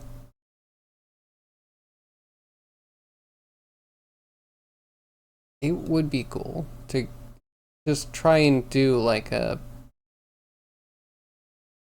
You're either doing Shadow of the Colossus usually, or you're doing like World of Warcraft trash mobs.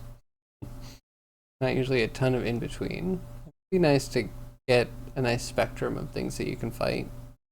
Even in an area, if you could have like the giant creatures there as an option, maybe you could kind of avoid them. I guess like Monster Hunter, but Monster Hunter doesn't have anything small really. Or the small is still big.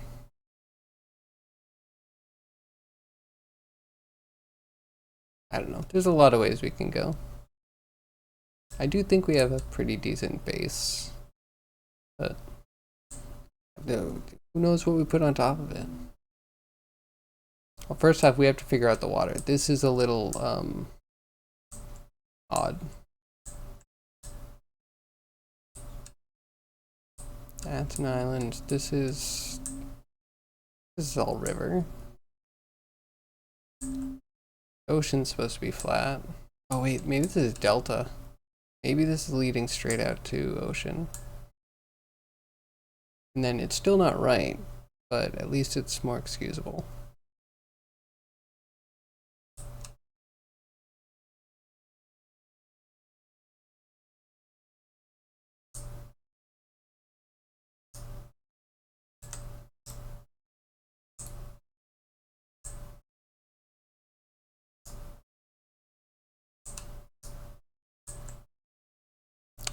FPS low. We're not that far out. It'd be nice to get a dungeon somewhere.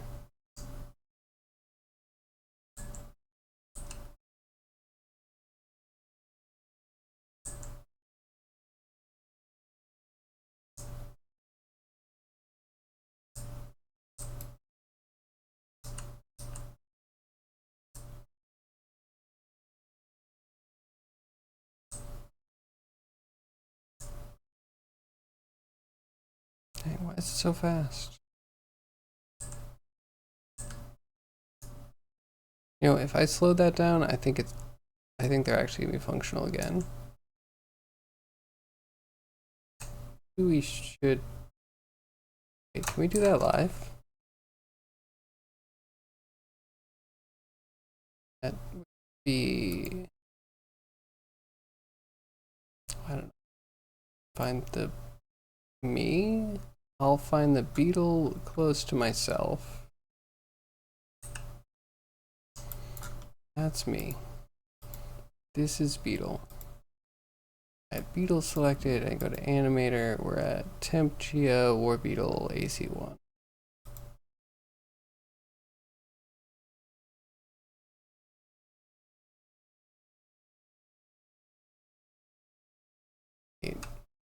A multiplier hooked up?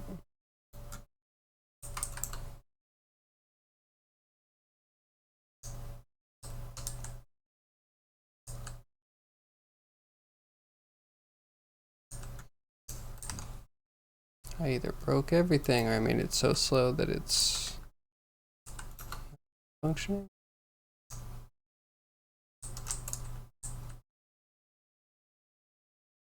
So is today just playtesting? I got some stuff done earlier. Yeah, let's see. Earlier I worked on this spawn string GUI. I have it like filling out stuff based off of what type it's supposed to be. Like this is an AI, so it has like all this other stuff that we could add in, but then it doesn't get added. So we're like pruning all the JSONs. Yeah, we got this functioning. We could do more work on it, but I'm lazy and celebrating that it's Friday. One little victory at a time. I guess there's a couple of things to do. The new spawn string.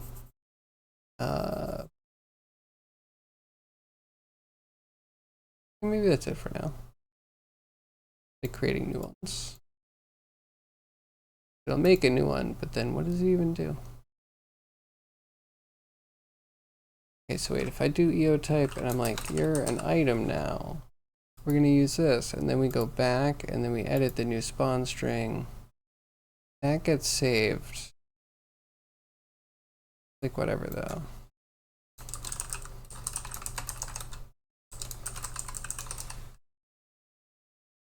Oh, how cool is that? I just typed it in and it filled it.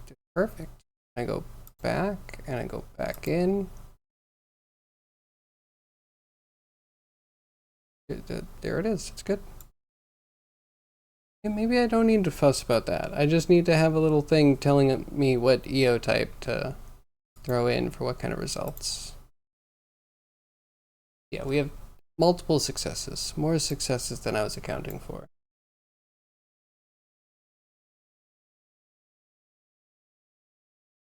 Celebrating sounds like a job for 2 tickets to paradise. Yeah, probably not necessary.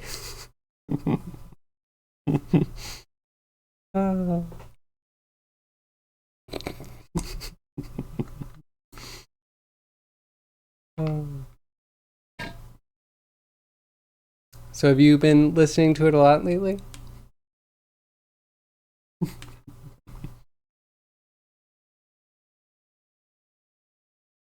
Yes, it absolutely does make me chuckle. Man, which rule of the internet is that? There's got to be a rule of the internet that everything will be turned into material for fapping.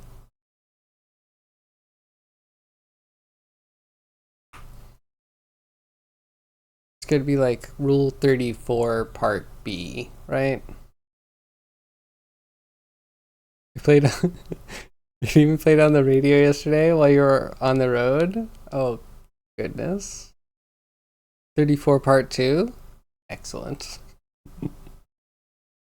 And maybe Part 3 is that there is someone that will say that they will fap to anything.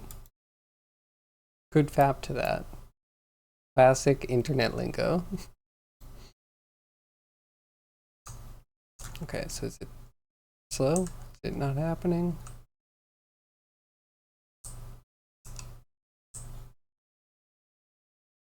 Why do I feel like it broke?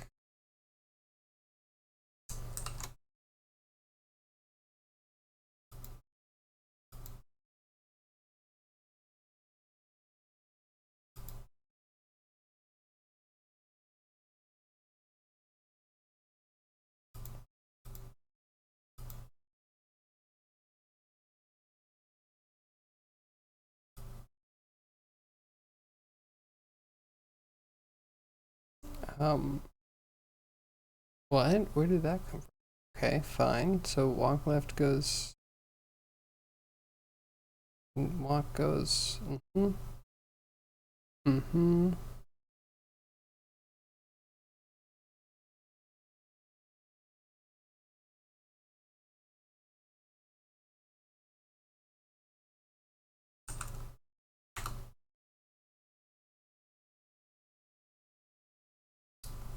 Man, when did that die?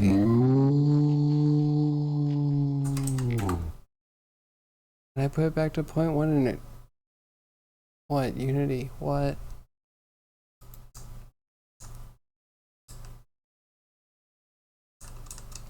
Hello? Do you function?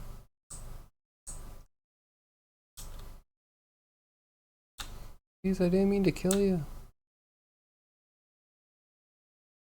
Hey, Ben. I do remember you. How are you?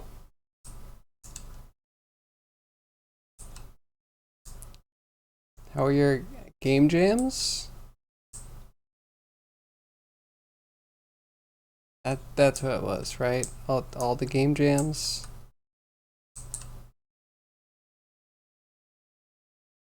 Was it the wheel?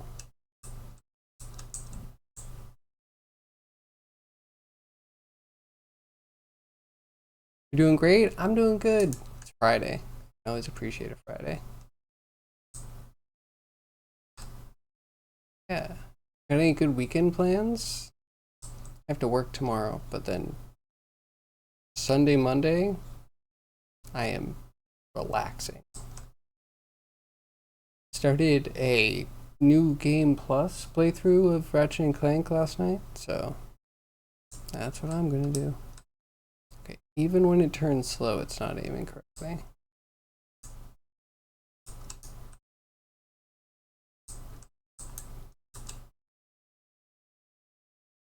You keep turning. Second.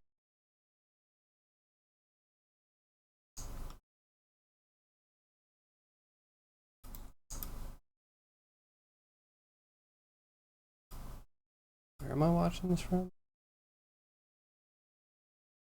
That's not even my beetle.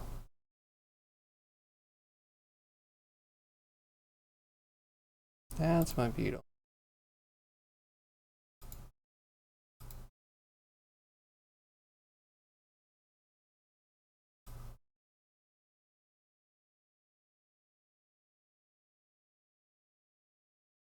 What? Are you stuck in turn right? Don't update.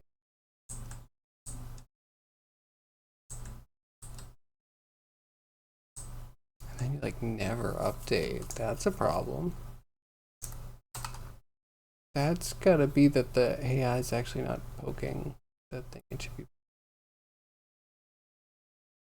paid rate. You're making a game? Cool, cool. Okay, sorry. Egg on my face. Which game is this? Thought I remember you making a random game that a streamer made up. And you got a bunch of streamers to make it. Was that not you? I'm sorry if I'm getting you mixed up with somebody else, but I remember somebody, and I thought it was Ben the developer forcing me to make was it like 2 or 3 game ideas? It was fun. Well, I know how it turned out. If not, I have to hunt down that user. I'm sure it's in the VOD somewhere. Maybe I'm rambling. Maybe you don't know what I'm talking about. War Beetle D374. Your range should be good. We could make it like shorter, I guess.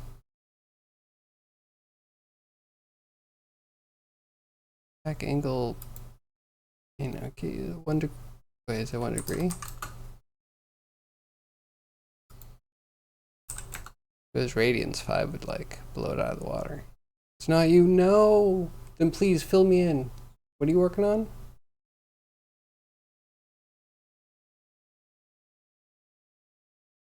What kind of game are you doing?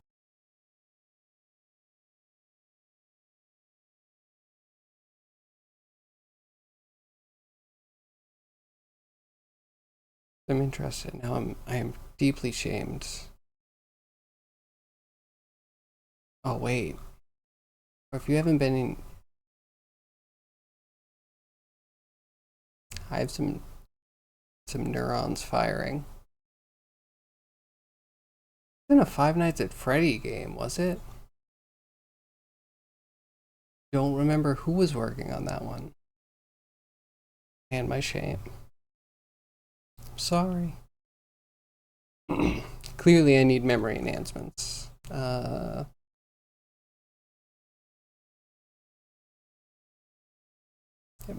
just have to sign up for some like military grade lab experiments. And then I'll get a super memory. And we won't talk about the other side effects. It'll all work out.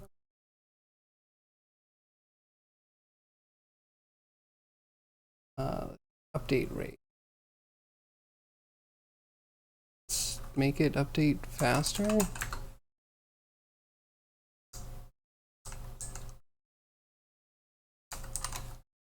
On your brain.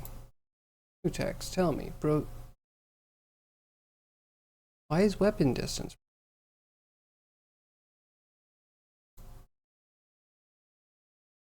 You have a idea of where I am.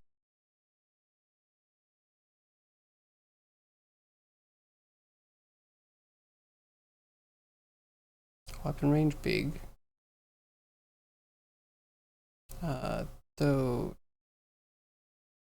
So aim needs distance.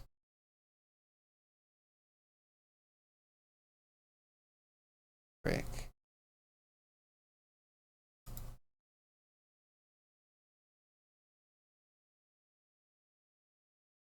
I was doing 6 things to get here?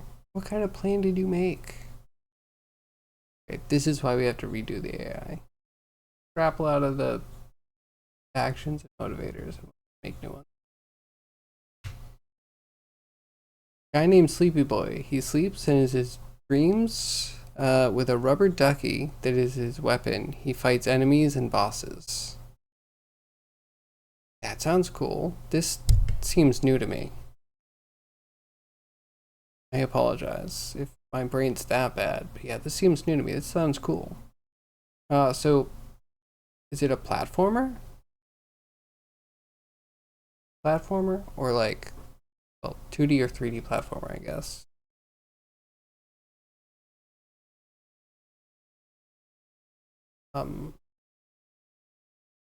Guess I could imagine that being a collectible card game or a deck builder or something with different duck skins.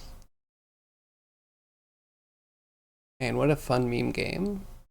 If you had like a collectible card game and they were all just the one yellow rubber duck. And they were all like emotions, but it just rubber ducked. 3D platformer? That sounds cool. That's awesome. What are you making it in? Maybe in Unity as well? Shackled to the Unity 3D engine. Nice. Cool. What?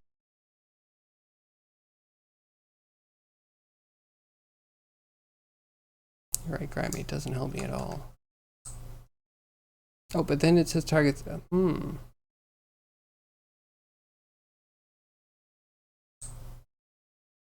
it tries to do stuff.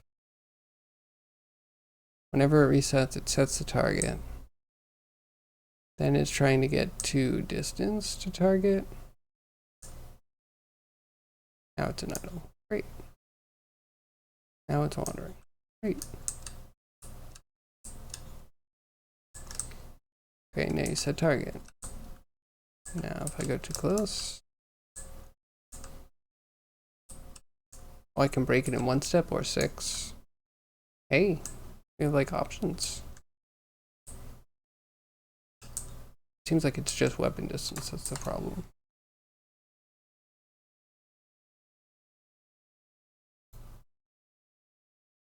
This might be a waste. Let's poke a little bit.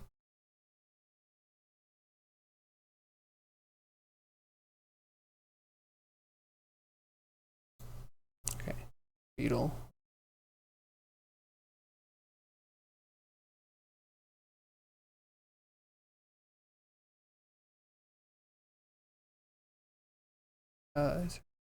Get to range attack. Unless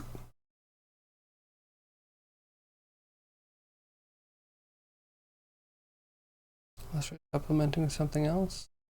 Aim at player. That uses weapon distance. What else uses weapon distance? That's cool. Ben, do you have any pictures? Or like, how far are you into your game? You don't have a demo, do you?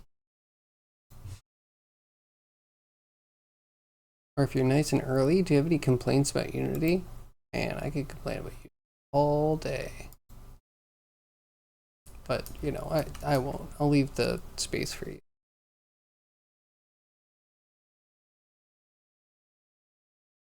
Uses should be weapon distance. Don't need path follow. Don't want the take up. This should be it.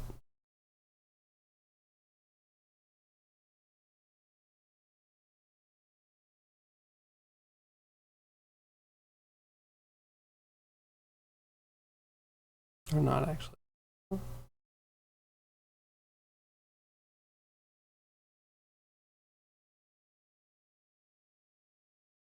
Okay, so one's for the dungeon stuff.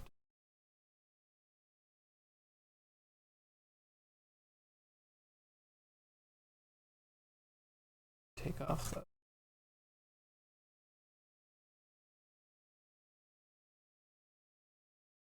okay, delete somewhere. What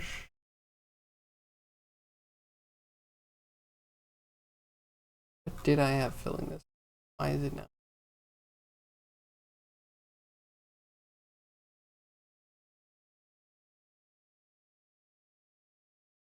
Flying be valid. Too close.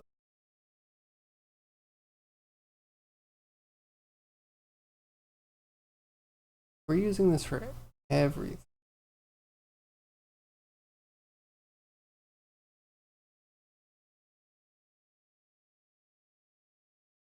Yes, I could see where this becomes invalid.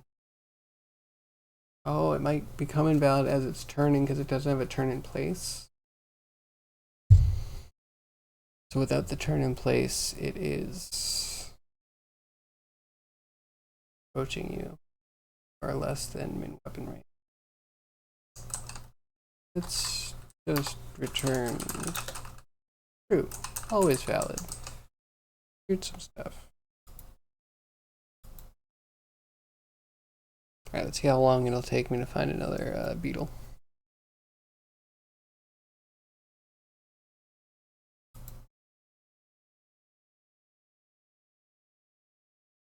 Oh, you know, I should also test the quests. I think a lot of them were touched with the spawn ring build.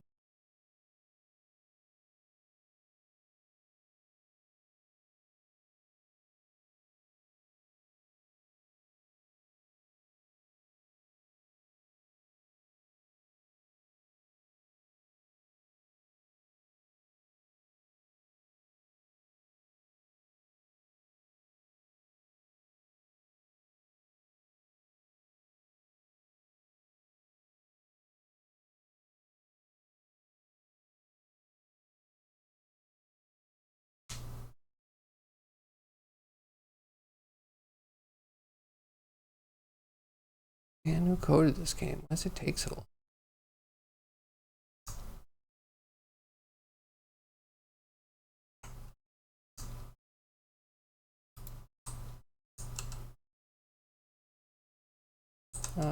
Guest test quest or oh, there's a beetle here.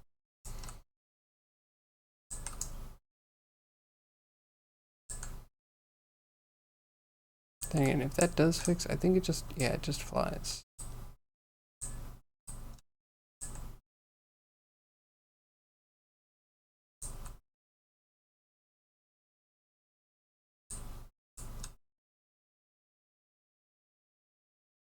So will it ever aim at me?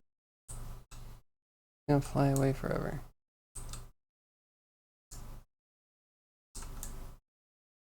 I swear, it used to be the most responsive enemy. Go just a little bit near it, and it would turn right to you, and it would actually aim its horn right in the face. It was so good. And now it will only fly away.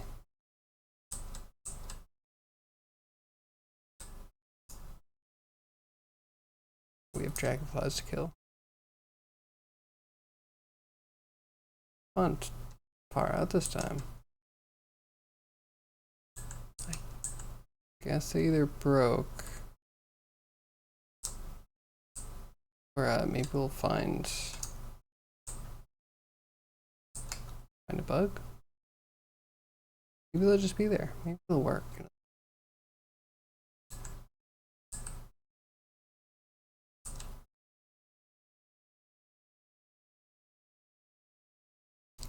Go look for the high AF, whatever. Any part, anything it'll give me. Jump jet. I could be in space right now.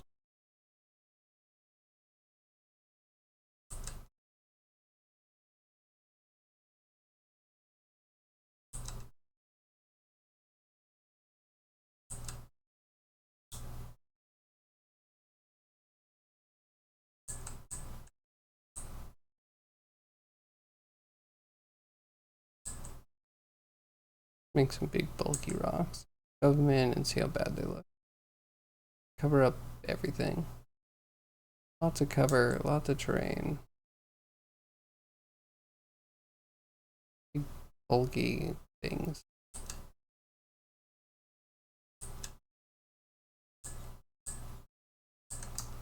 What am I looking for? Where are these dragonflies again? What the furthest I've seen them spawn? Right over my head. It could be a bug.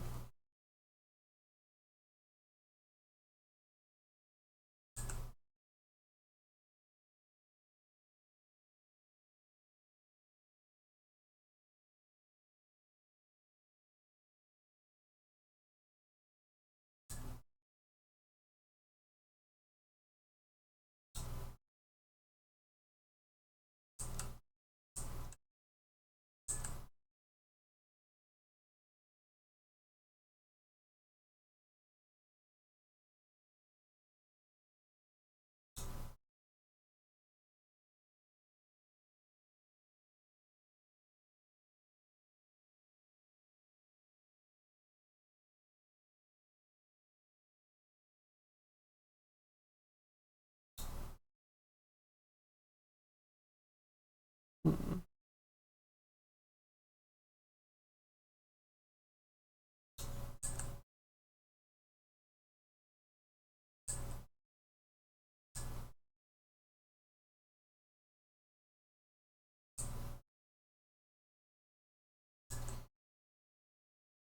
I have no idea what I'm fine. By about, I mean, where is it? So far away. I can see the edge of the continent. I think it could be a mountain range.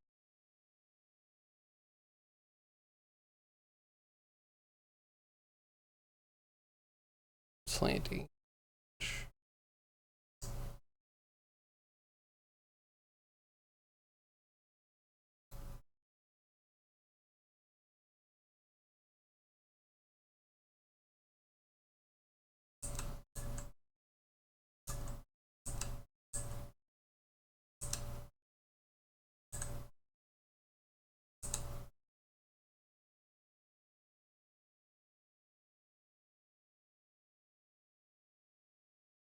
Remap doesn't look terrible.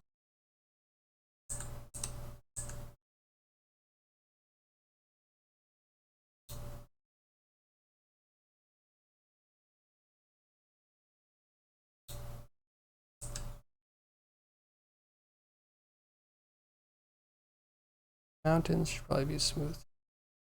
It'll blur.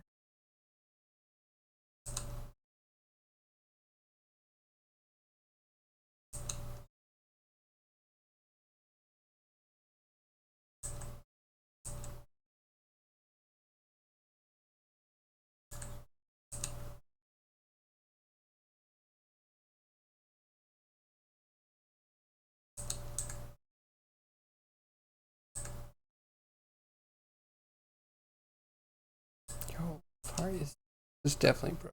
This has to have broken.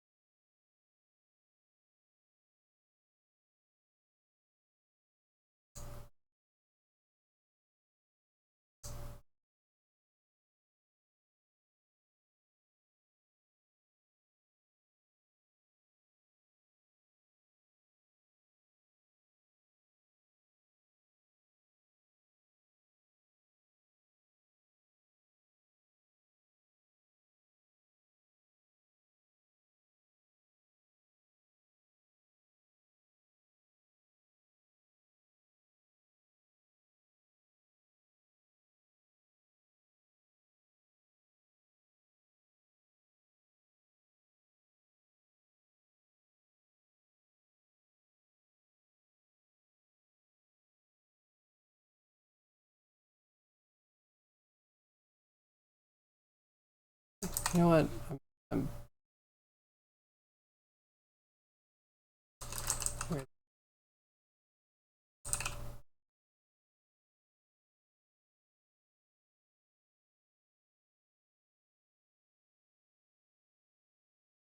Oh, where is it?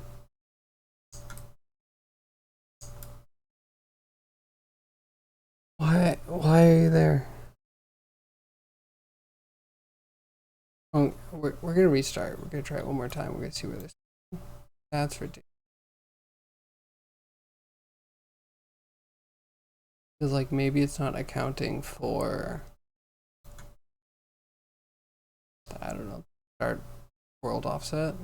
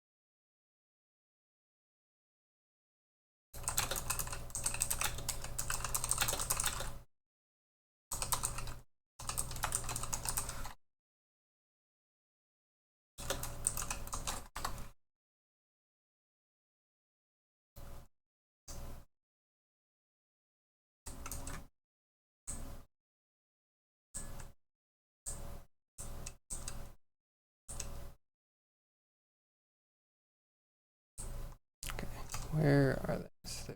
Far off again. By. That.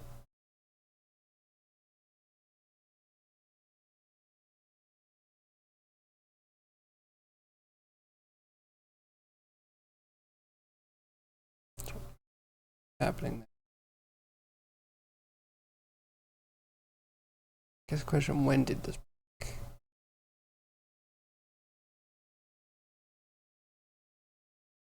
I could see where this is broken.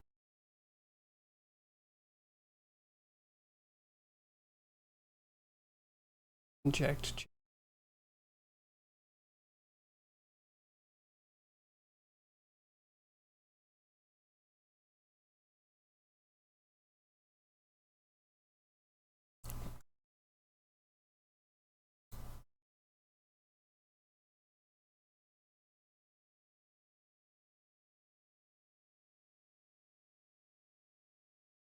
Yes.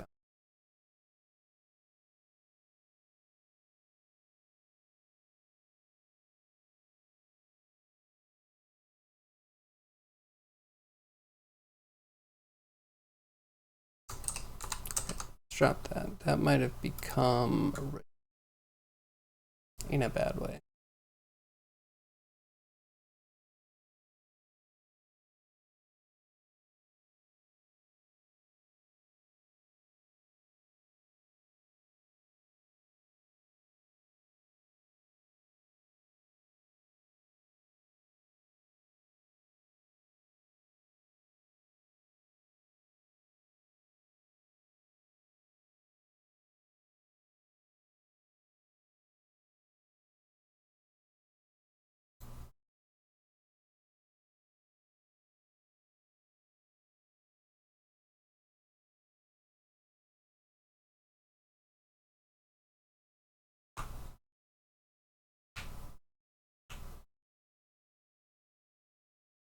Hey, shish kebab. What up?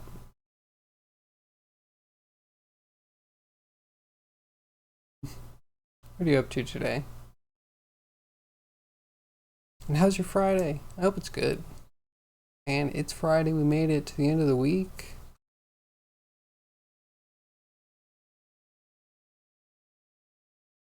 Okay, where are those dragons? Way out there. Okay, that didn't help.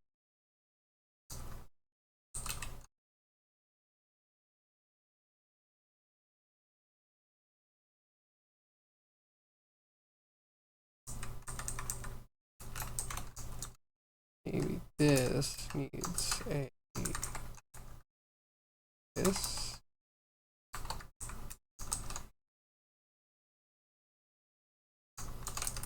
And maybe a this. At least we have a good test case.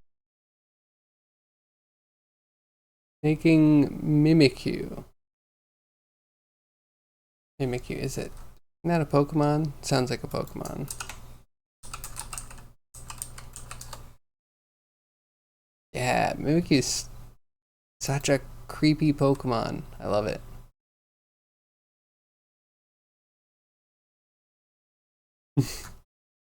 It does sound like that, but it's actually this, which I love because it's also like true that they've killed Pokemon and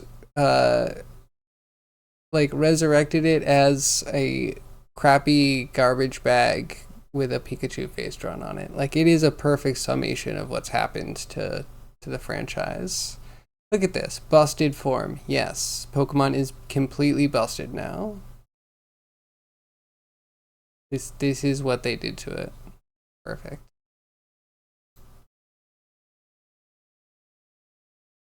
Already uploaded the whip. Let's see. I think I have it open.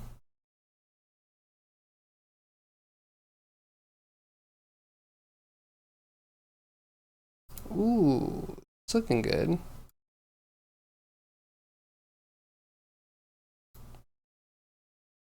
Yeah, that's spot on.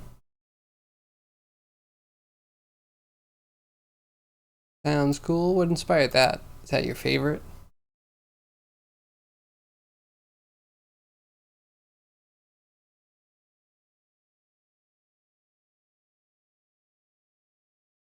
Like my favorite of the new Pokemon is, so I'm gonna have to say it's Sableye. There's ones that I might like more than Sableye, but they evolve into things that are absolutely crap. And Sableye doesn't evolve, so like, at least they didn't get to ruin something else that I like. Need ideas? So you thought of Pokemon? Pokemon is always good. There's so many. I think the older ones are going to be more interesting to sculpt, but there's so many. The new ones are definitely a different kind of style.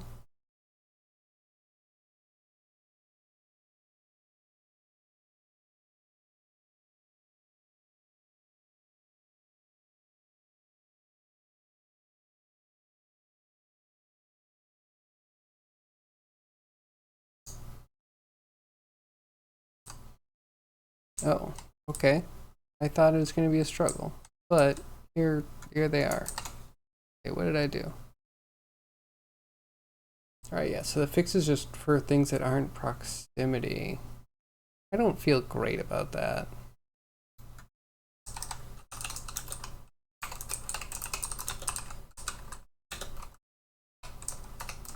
Clean this up soon once I know that it works. Because we proved that it wasn't quite. Took 7 days to figure out there's a bug there. Try it again.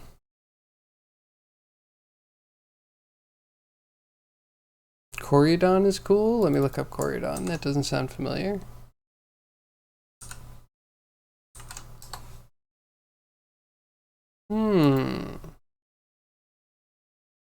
Okay, you know what? From zoomed out, I was like, this is another dumb Pokemon. And then I clicked in and I was like, oh. Okay, no, he is kind of cool. I wish his mouth was a little bit more, less regular, I guess. Kind of the original Pokemon style. He is kind of cool.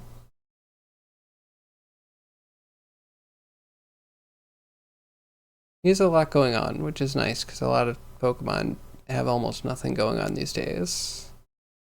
The tails connected very interestingly. And I don't know if I 100% agree with the chest, or is that supposed to be a throat?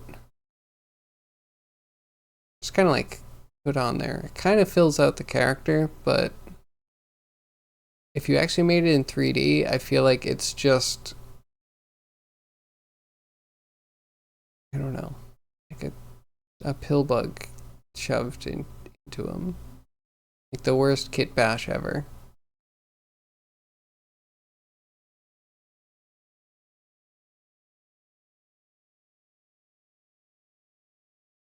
That's a tire? That's the theme of them? Oh. Okay. Yeah, wait. Where's the other ones? Let's see.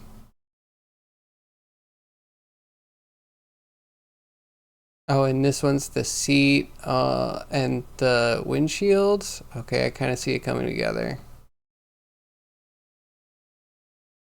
Walking Wake. Now, Walking Wake is cool. I've never seen this guy. This is my new favorite Pokemon. Why is it called something as stupid as Walking Wake? Man, I can't like anything in Pokemon anymore. But in theory, it would be this, if they could give it a better name. Like, super depressing. Wait, is there a third one, or is it just the two together? Cyclizar.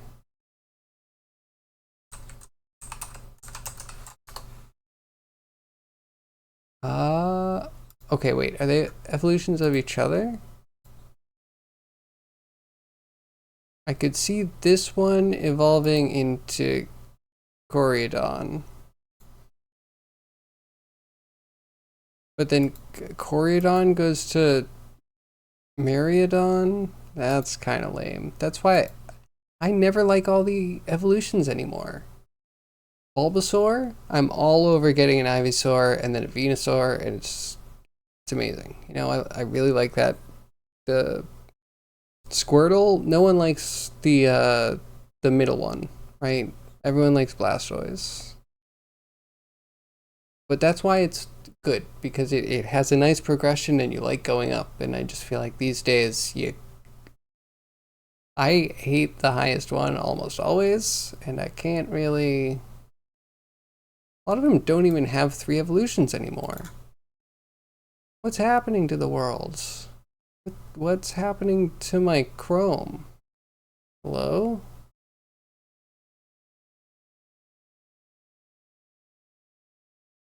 Hello? Okay, we're gonna hide that now. One's from the future one's from the past, one's from the present.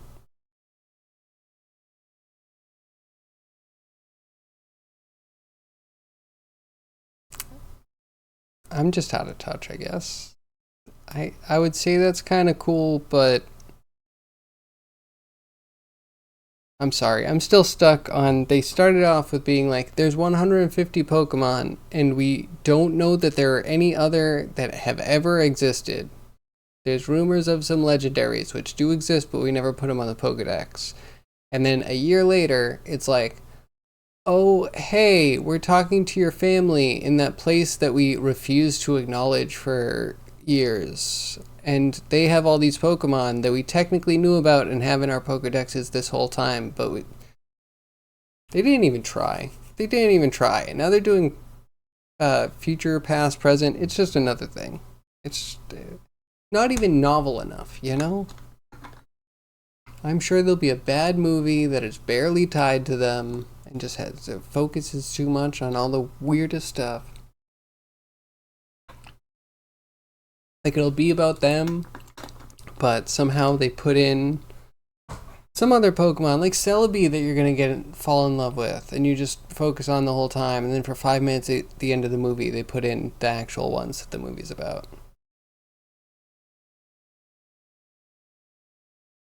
You can see I'm over it. They have a formula that they kind of ran into the ground. Lucario really did me in. It's not a bad Pokemon, but just being like, this is the one that can talk, and we're gonna have this right.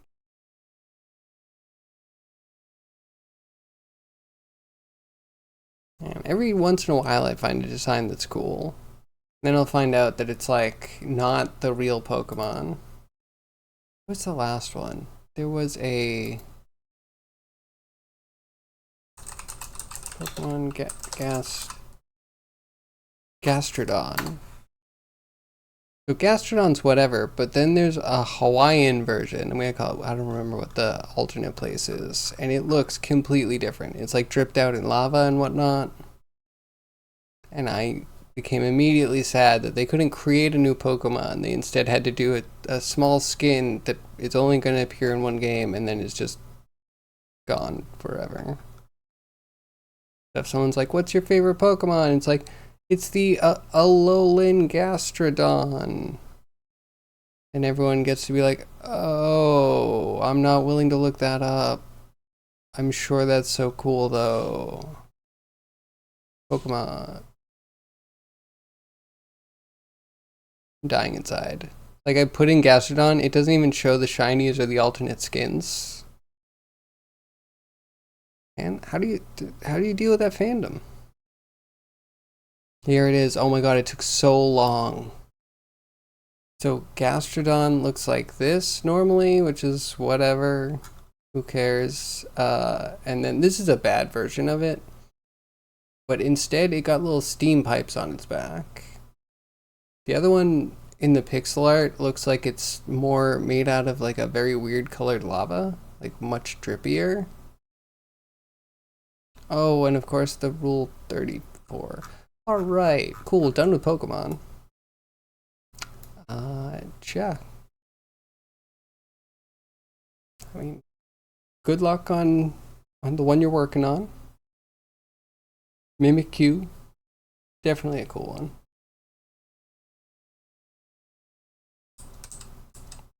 Slowly back away.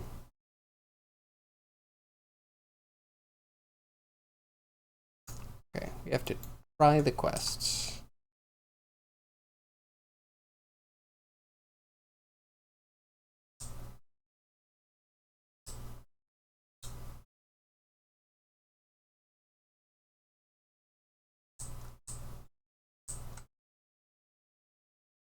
Those fireflies. Deadly.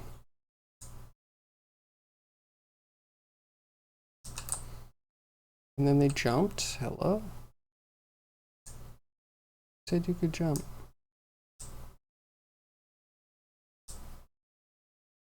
I believe I have an altitude up and an altitude down. That wasn't it.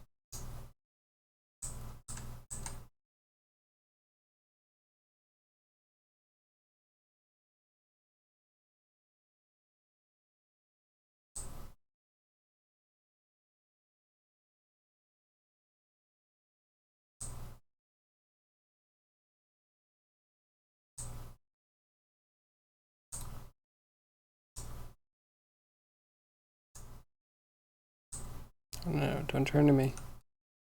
She's dead. Need to get a death animation. Really wish Unity would allow me to just like freeze a frame. Just like, this is the frame to stay on. But no, you have to like figure out how to magically get two things to loop in just such a way.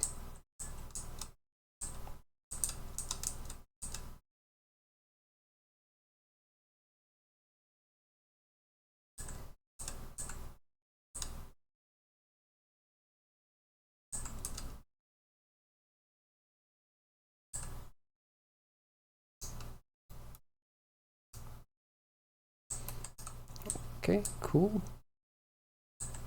So far looks like quests are working. As long as we, ignore the swizzling, the X and the X and the Z, yes, for just the proximity stuff. And we're all good. Perfect.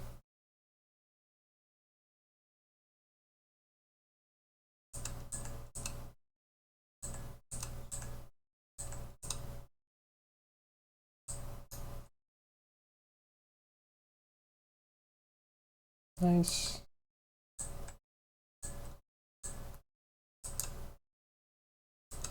Cool. I feel like the last thing I actually can procrastinate on is villages.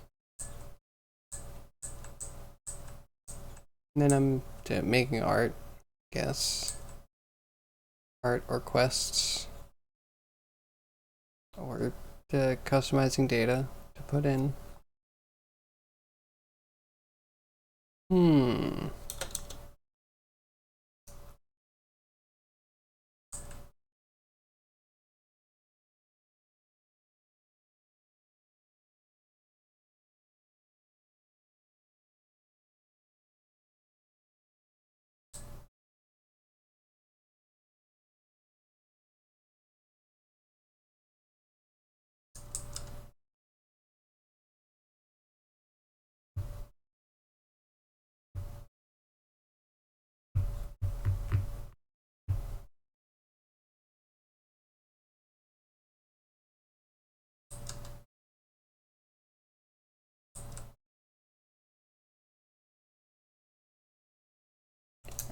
Alright, two. Quests work fine. Check.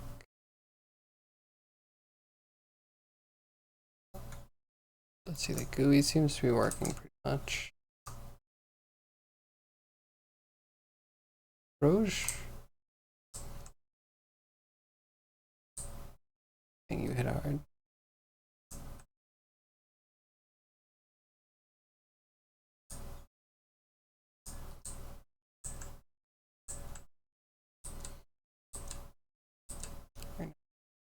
Really need to get props up. Wonder if we can just shove rocks in and prune the ones that are too problematic. We can be granular about what kind of steepness we're putting them on.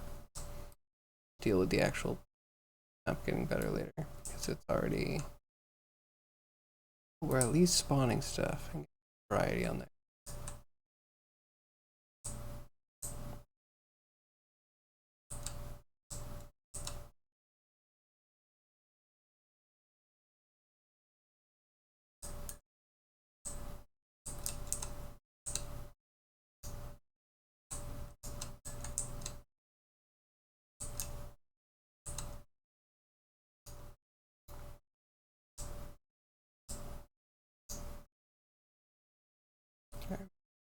Beetle prompt. Homing beetle prompt.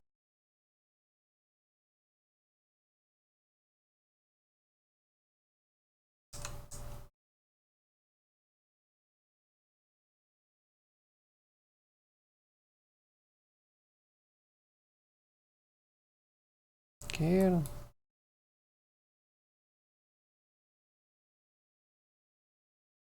Like one of the first guns we should put in legitimately is like B cannon.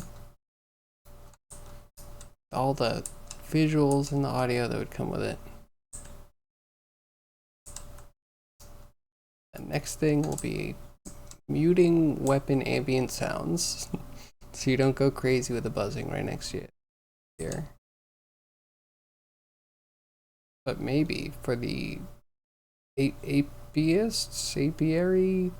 people, the beekeepers out there, they'll love it. They'll be there for it.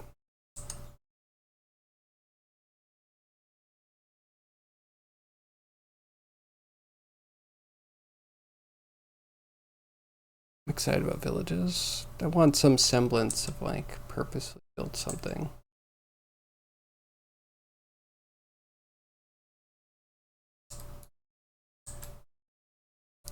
You didn't notice me there.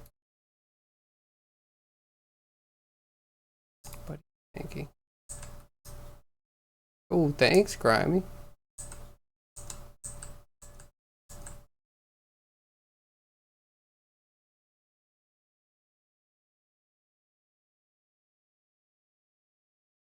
The shadow to 5 o'clock. Perfect. Hour left to the weekend. Shit, last hour. Anyone have some fun distractions? On screenshot spam?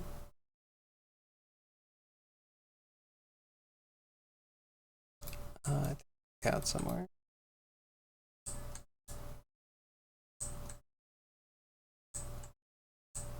I like all the frogs. I haven't been in a forest area. Right.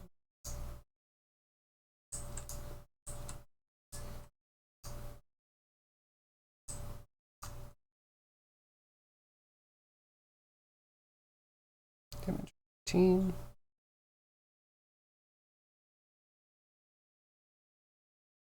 Let's try it inside of the laser.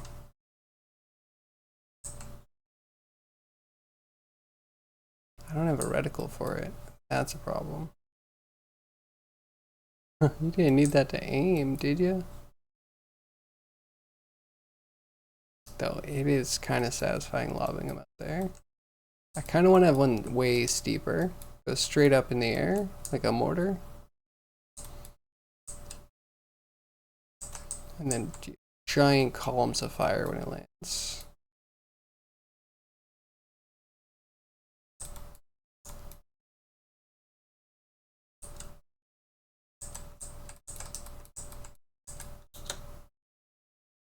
Also be nice to have cover.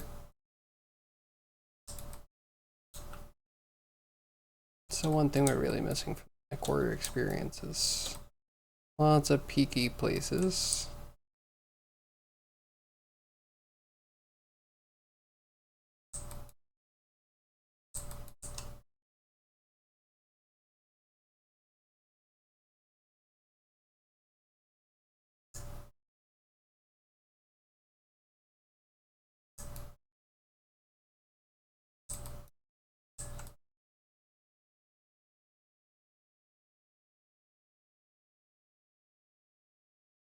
Oh, there's a bunch of them. Oh, there's so many. Okay.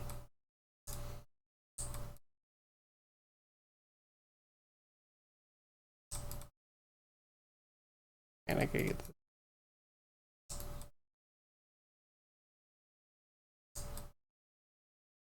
Imposing. They're a bit samey though. Kind of a lot to put in blend shapes to get them to be like a little different, but at the same time it might be that like extra polish that brings people back. Maybe it doesn't matter. Maybe that's semantics. Some stupid aesthetic stuff that doesn't actually matter.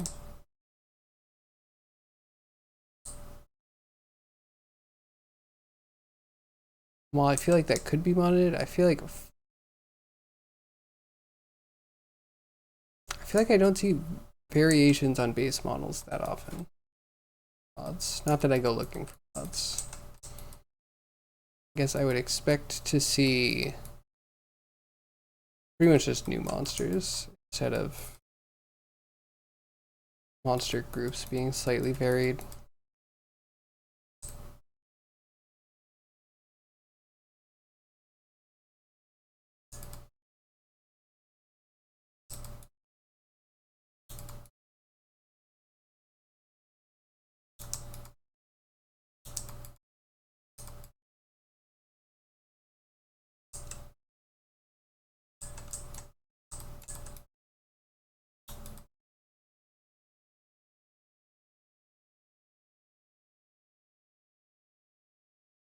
Is Frog my favorite enemy? It might be.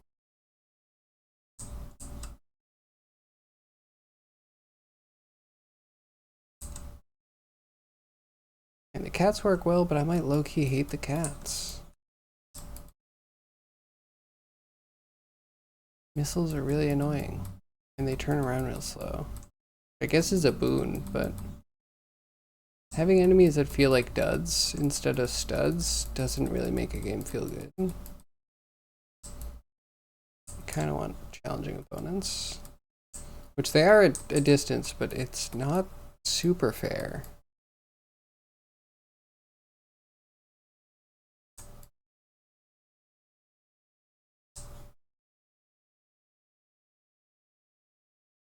He's tanking.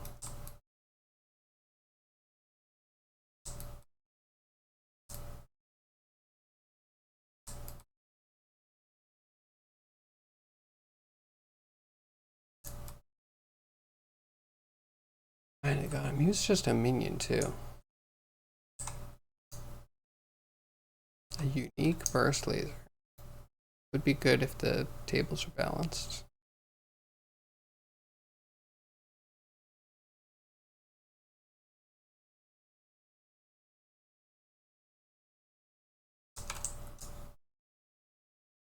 More frogs.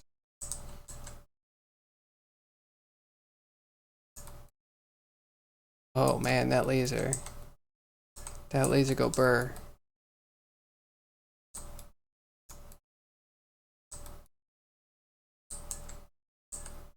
You know what? I'm not gonna make fun of the laser anymore. Good.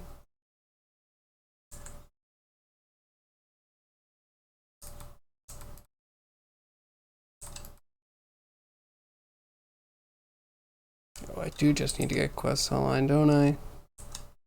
Man, if there's just a reason to do any of this, and then like checkpoints, some sort of village to be like, I have made progress. Because that base is really starting to be a thing. Shooting things, equipping new weapons.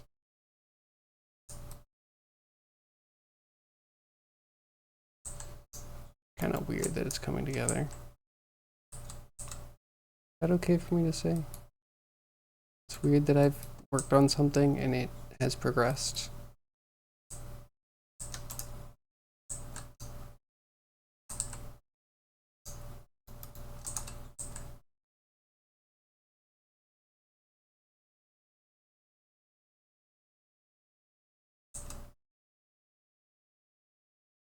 I need to put more reticles in. There's only so many weapons that actually have them. They're useful. They tell you when the cooldown's done without having to look over to the side.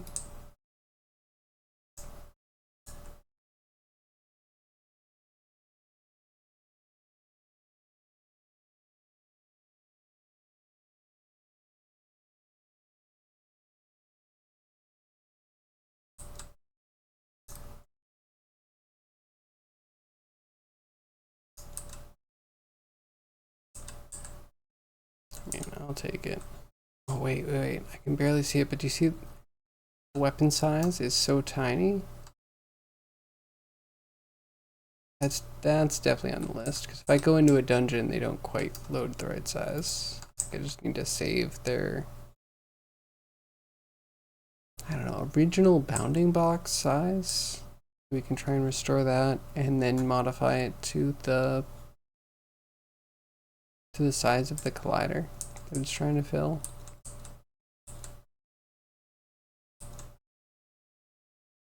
Yeah, well, all items in the game have like at least 3 different scales that they need to account for. They have like a scale, which I guess we could say is scale that they would appear on the mech. They have a scale when they drop, so they're just like on the ground for you to click on. And then there's a scale of them in an inventory, because the entire item itself gets scaled to fit into the inventory. I don't like make separate icons or anything. I do add like an icon script to it. Why not? Reuse it all. And yeah, the only thing that I think we're really messing up is that we're not actually saving at least one of those scales.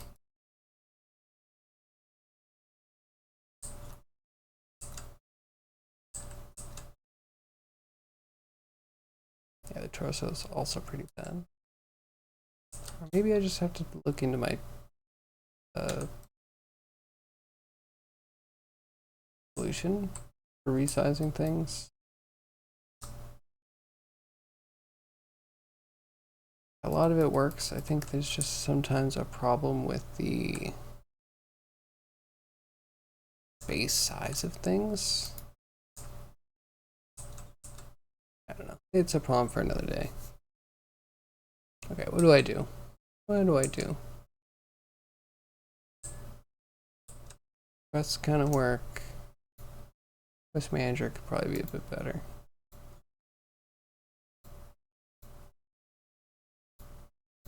Works though.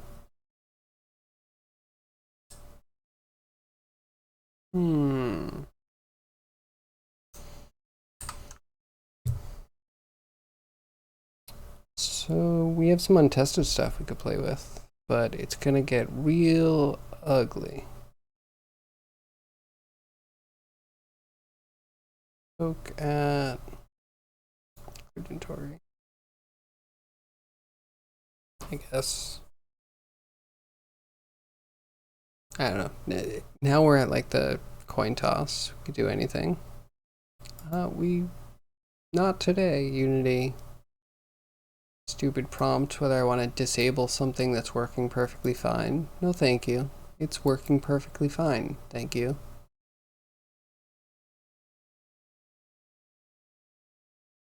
Of course, I don't click it off because it's like, yeah, well, I don't know. Easy to forget that the option's there, right? That was just dumb that they put it there. If they didn't put it there, I would forget about it and not care about forgetting about it.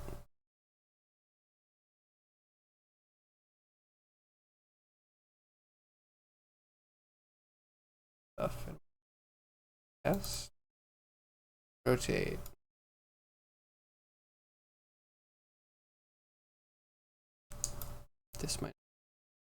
This was a decent example.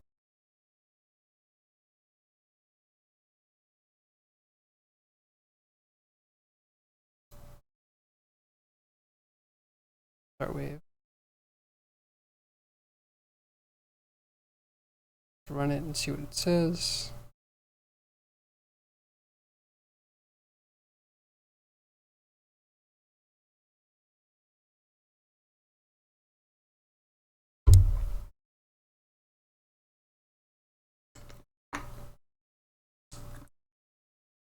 Can't decide if you're dead tired or pumped up.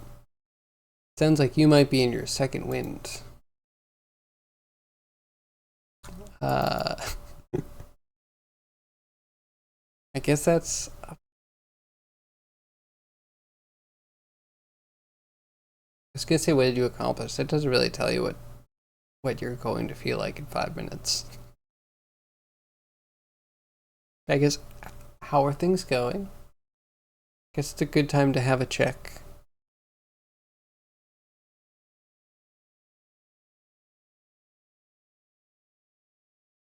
But you don't have anything you have to do tomorrow, do you?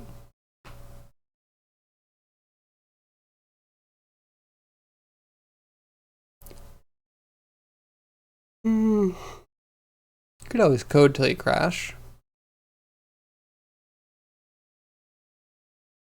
Yeah, code till you crash. I might have some free time tomorrow in the afternoon. Wanted to hang out, but code till you crash is the current plan? That sounds good. I may or may not have signed myself up to give some assistance tomorrow morning, and that's what I shall do.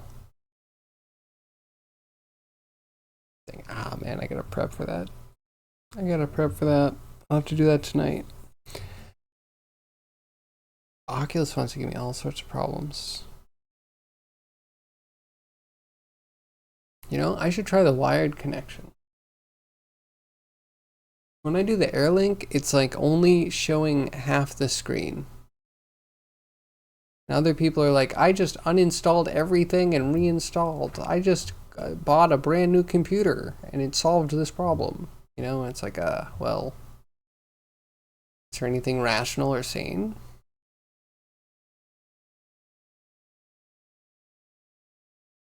Night will be very brutal. Gotcha. Going out with some friends? That'll be cool. Doing anything notable? Or just like dinner? Man, I love dinner.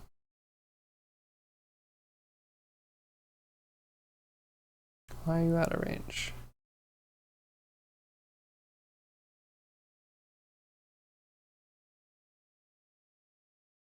Cool, yeah, surrounded by temptation? For sure.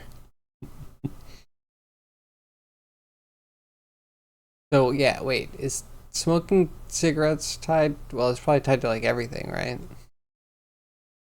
Drinking, eating. Smallish festival around tomorrow? I enjoy festivals. I feel like the last real festival I went to that I enjoyed, and there's a million festivals in the world. I'm gonna sound like such a nerd. It was the Garlic Festival. It's actually legit. In New York, they throw up a big thing, and all these people that grow all these different types of garlic, you know, have a giant garlic themed farmers market. It was so good. I know it sounds weird, but I had like spicy garlic. I had garlic that had, you know, different flavors and stuff. I also may or may not have been dancing. That was a thing.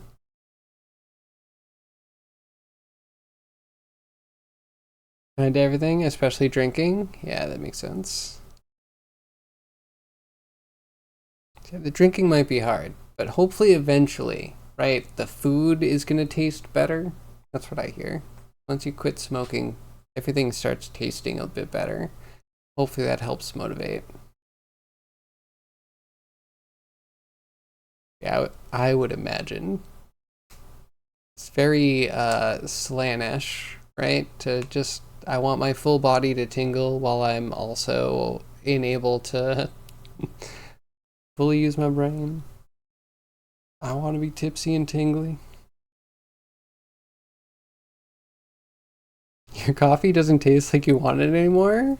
I'm sorry. It could be. Maybe that means you reinvest your cigarette money into coffee that tastes better.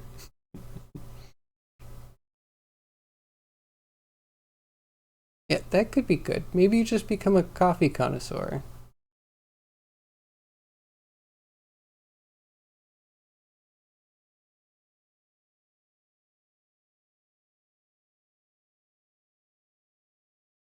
Did I?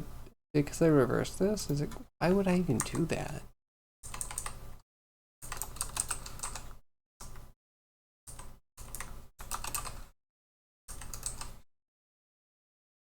I mean, what was I thinking? Feel silly.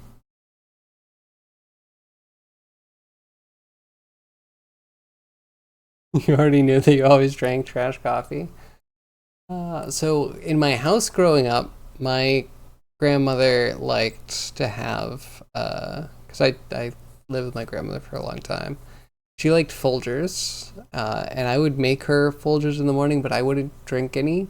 And I got to like the smell in the morning, especially the grounds. Like brewed coffee is okay, I guess, but when you open the fresh thing of grounds, it just has such a nice earthy aroma.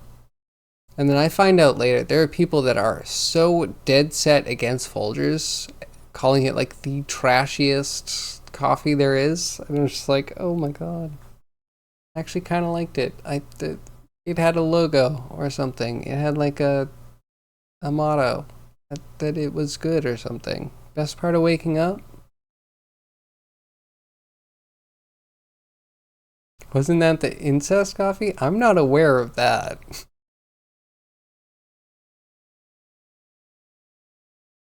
Don't know about that. It came in a big plastic tub and it smelled good. That's all I know. Oh, yeah, it was. Do I want to know about this? Is this one of those things? Oh, no. Man. Right, fine. Original commercial? Okay, alright. Checking this out. Oh, no. Okay. Okay. I'm not going to feature this on stream. Apologies. You can click the link.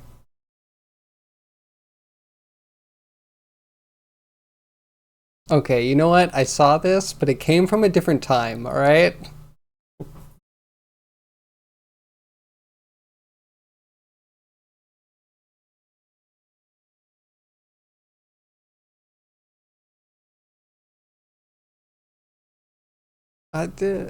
So I don't have siblings. This could be totally legit above board.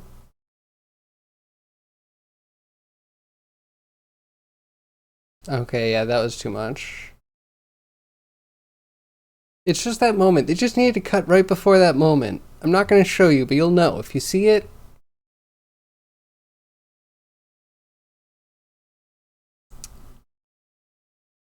it's okay. Yeah, I see what you mean. It was there all along and I just chose to ignore it. Why can't I flip you? Shape is dead. Really? Shape?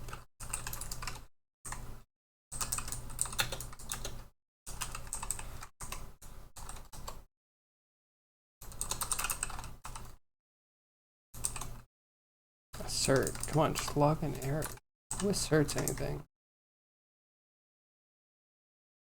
And this is the extended version? Oh, do I...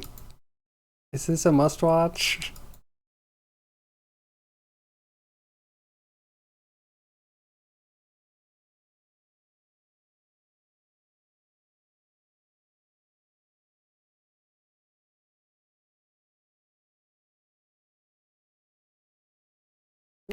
$2 minutes. Where did you find this? You seem to be really invested in this.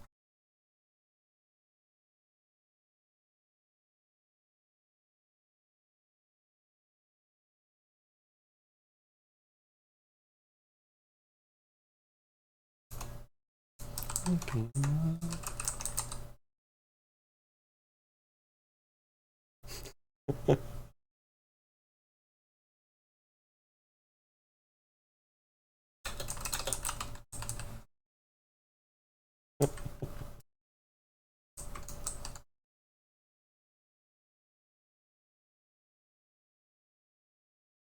All right, this is pretty funny.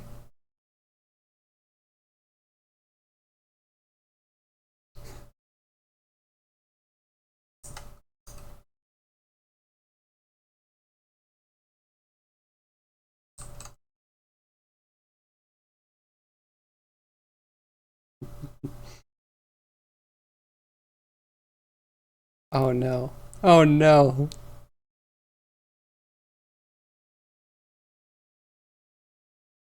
At least it was only a ring. When was this made? 7 years ago? Yeah, if that was made today, it would be,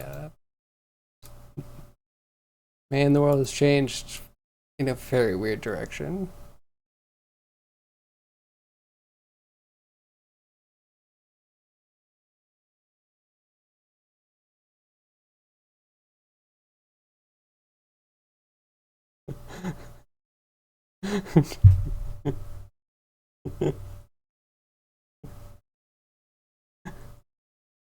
Oh man, okay, yeah, can never unsee that. It had some humor to it though. So back to Pokemon. One's in the past, one's in the present, one's in the future, huh? But they're all parts of the same motorcycle. That's fascinating. How do you recover from this?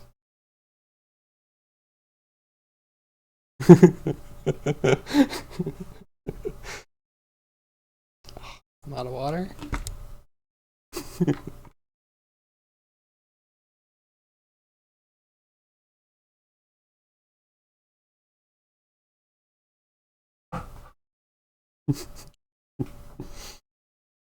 Oh,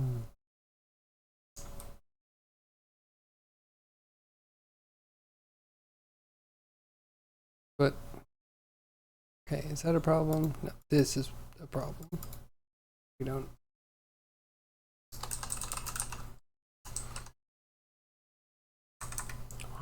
Hello.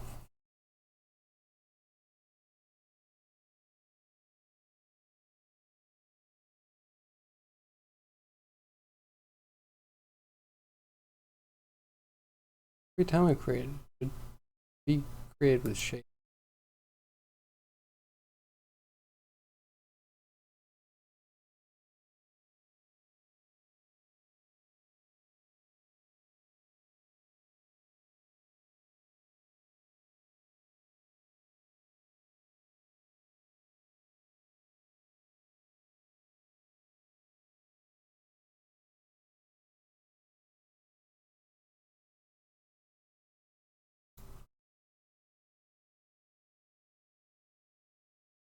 So why does it not? Is it?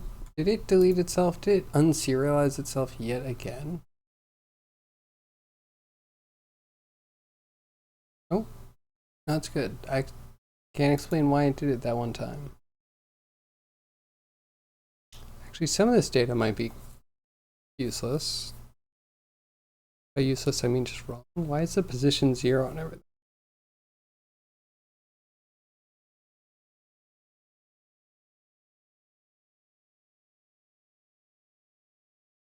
And so maybe there's no shape, but there's a grid.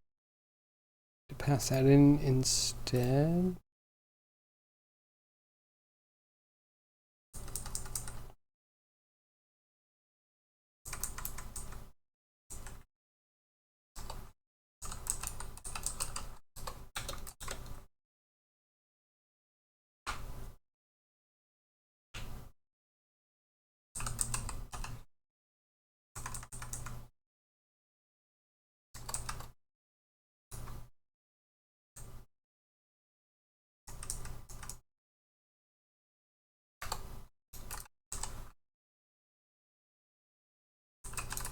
I guess we only need to do this if we're null.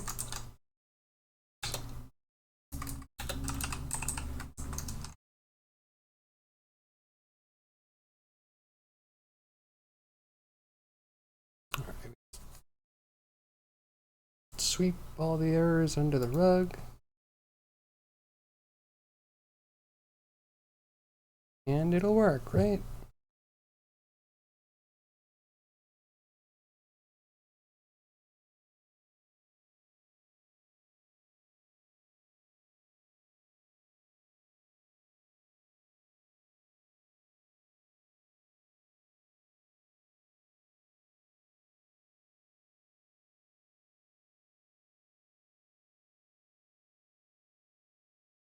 Okay, that's where this used to.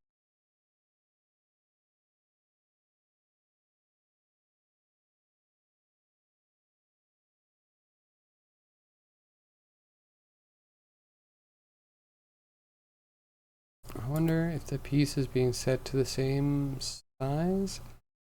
This doesn't have any data on it. I guess we just have this.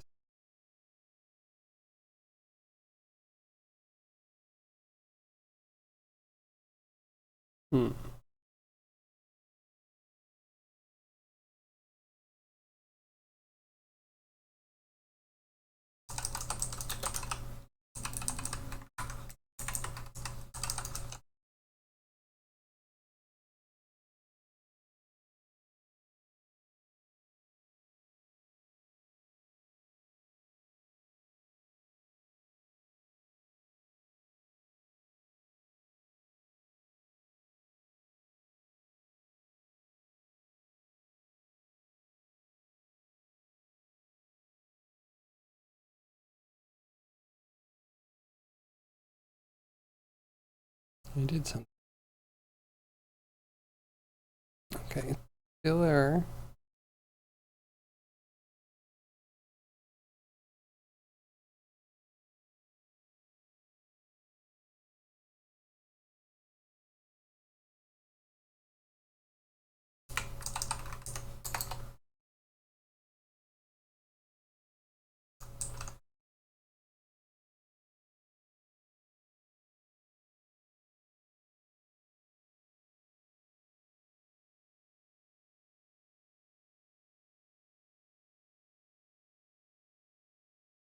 Is that right?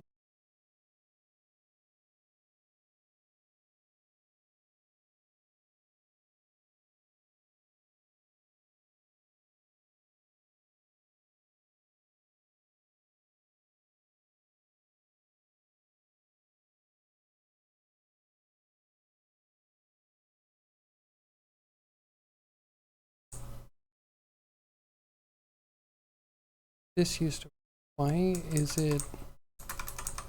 First off, why is it not working now? Also, this doesn't seem to swizzle. I changed the to. Wouldn't this be Y? This be A?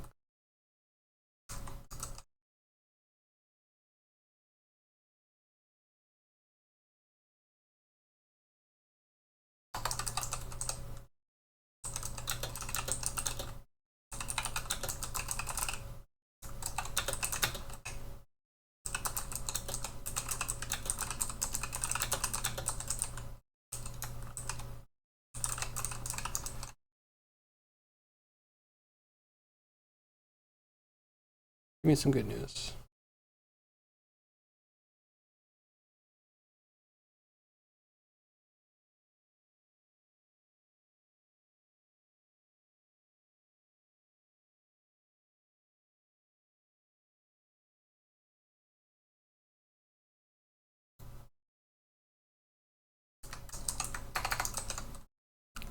Which one's the problem here?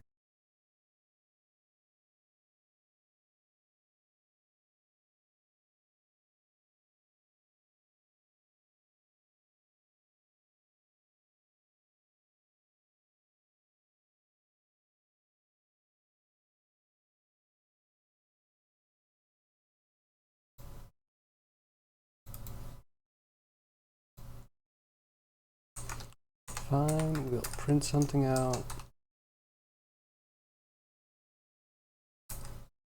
I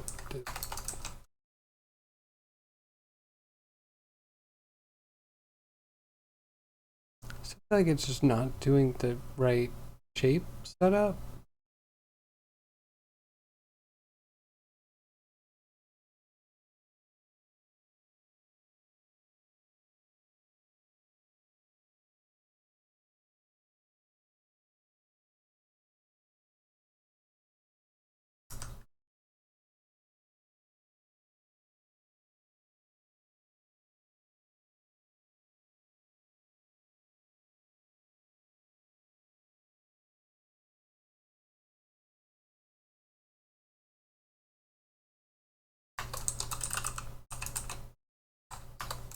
Alright, maybe a little sanity check.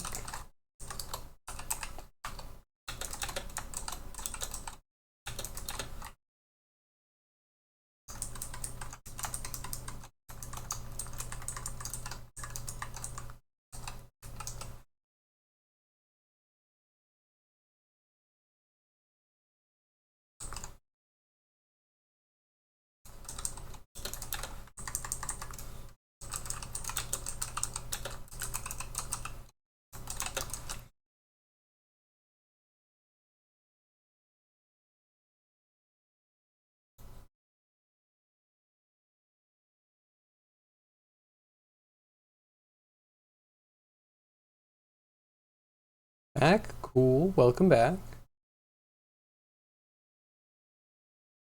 Yeah, tell us about your game. Tell us about the development. Can you jump on platforms yet? Do you have multiple levels? Or you shine, you know. That's fine.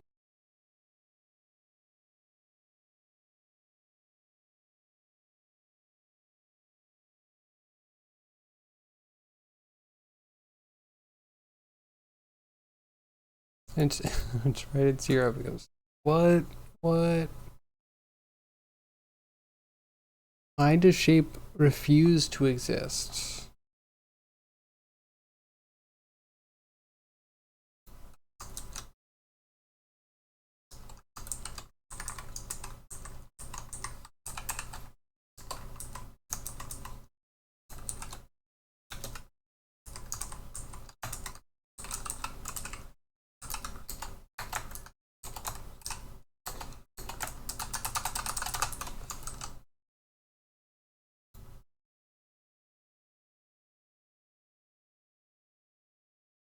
Did I hear about the new From Software game, Armored Core 6? Yes, I did. Seems okay. I used to play the old Armored Core, like the Armored Core on PS2. I don't remember what it was. I think it was. I enjoyed spending time on it, but it wasn't like a highlight game. It was like I had nothing else to play, and I sunk a bunch of time into slightly better than being bored content. And I kind of expect the same thing, so I'm waiting for it to go on sale. It's insane, but dang, it's hard. Cool. Well, it's good to hear good reviews.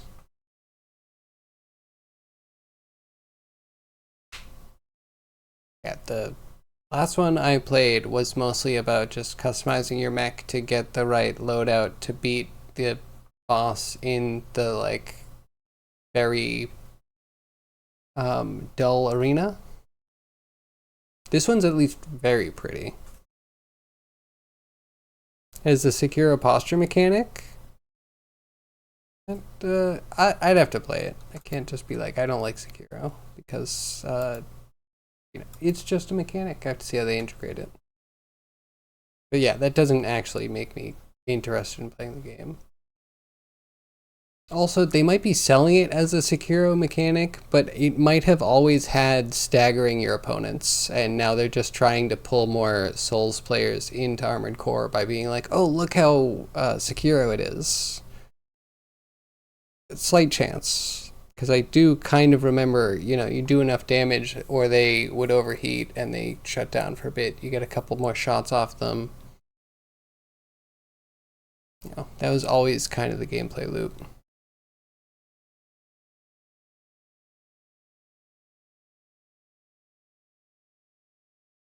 So you're trying to look up tutorials for footstep sounds for the player and you can't find any.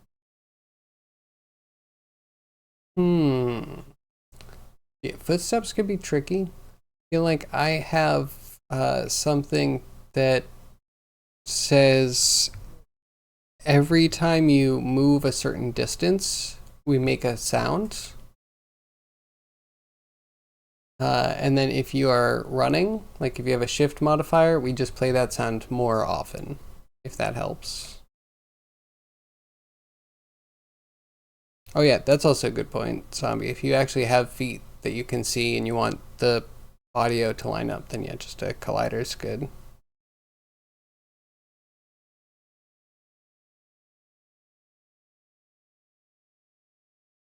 I'm also thinking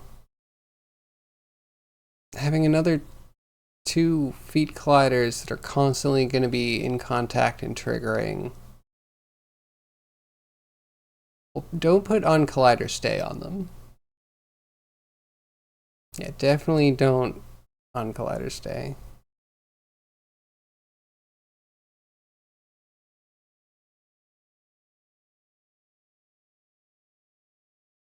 Yeah.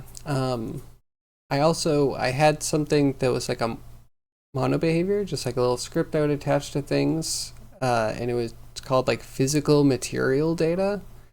and I would just put in a sound for when something shot at that or when something stepped on that. And I would, like, whenever I'm walking on something, I would raycast down, find if I have a physical material data, and play that sound for a footstep. And yeah, same thing for like a gun. If it shoots something, if it happens to have a piece of data that has the audio, again, it's like physical material data, that it plays that sound. And also like shoot off certain particle effects. Can be kind of useful.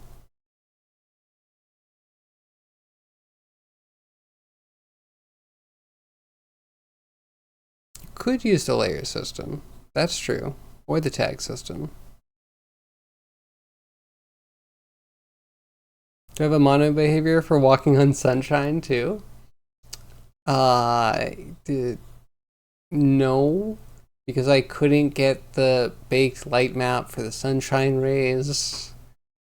Otherwise, I would totally have that working. Okay, so I legit did have something that was trying to steer. So I have this vine grower. It showed off. You've definitely seen it. The vine grower, I wanted to steer towards light surfaces.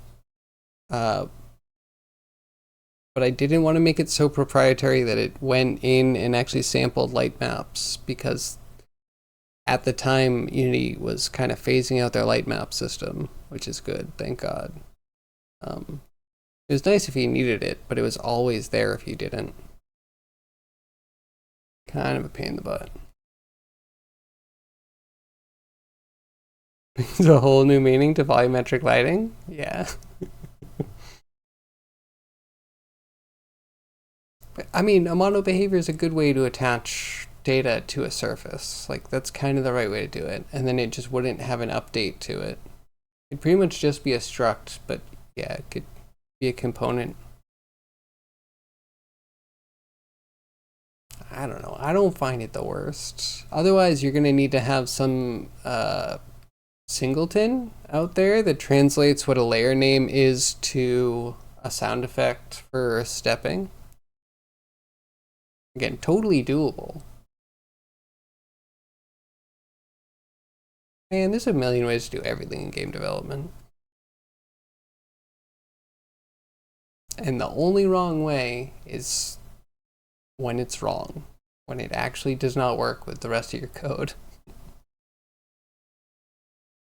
Or I guess if it takes too long to actually execute. But we'll just say that that never functioned in the first place. Procedural footstep sounds. Yeah. And then I think so. Unity does have effects and mixers and stuff, so you could put on like echo and reverb and I don't know, like high pass filter and whatnot. So you could get sounds to sound like they're in a cave or in the open or I don't know, splashing through a puddle, dampened beyond a wall. All these, you know, little things that you could do.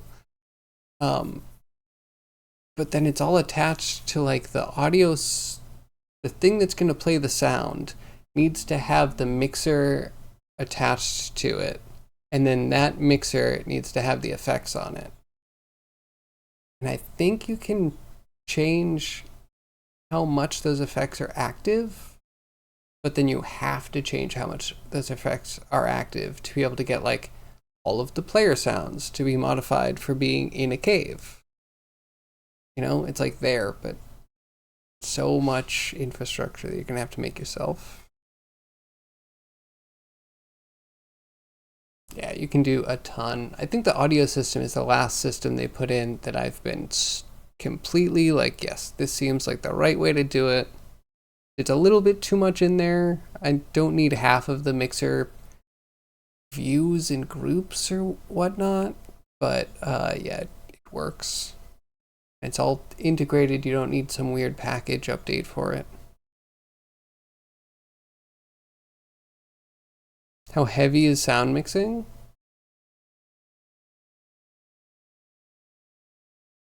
I don't know. I feel like it's cheaper than animation. But that kind of comparing apples and oranges. So if you're going to do 3D audio, that can definitely be expensive. Because it will actually do, I think, raycasting to figure out what can hear and what can't hear it.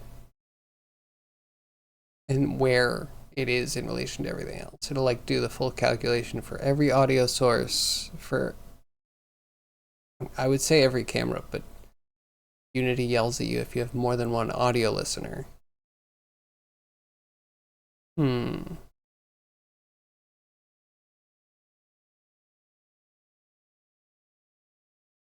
out about volumetric audio a while back. Yeah, but it's a killer, isn't it?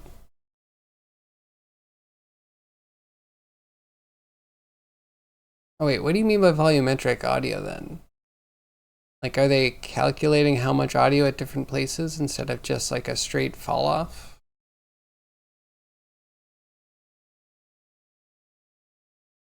Could you have 4 sound points per step, mixing maybe 3 sources per point? I mean, yeah, technically. Because you have an audio source, it can play one-off sounds, you can play a one-off sound at a certain volume. So you can just have like a footstep audio source with like 4 different clips that you're playing one-off at different volume levels. So that way you can kind of mix and match. And part of that audio system might also be accounting for the fact that when you play clips on top of each other,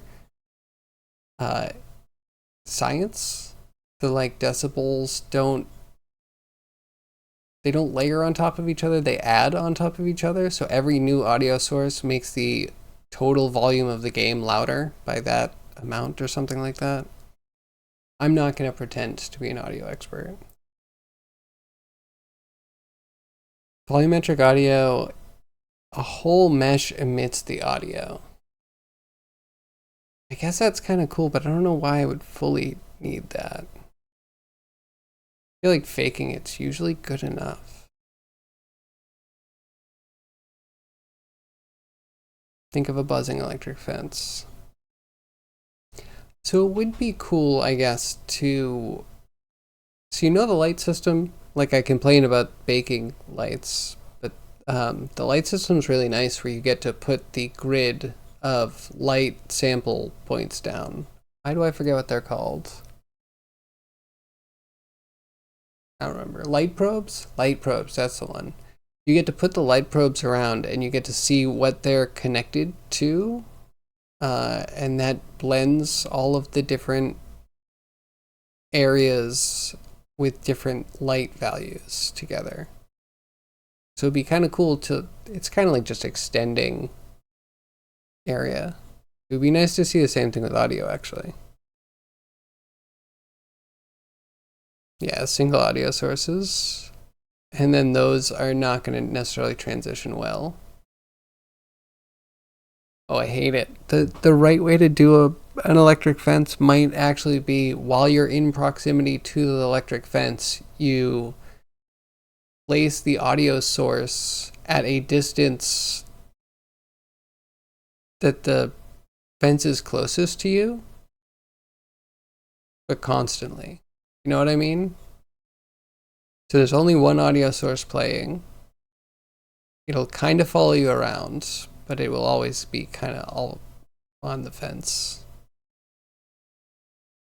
But then moving the audio source around dynamically is crap.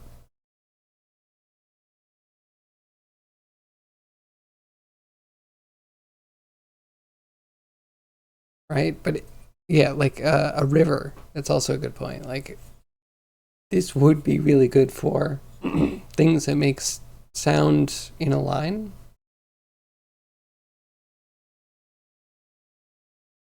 Like, so as soon as you go to something like a parade, you probably want different sounds throughout the parade. So like that wouldn't even use it. It would be electric fence, or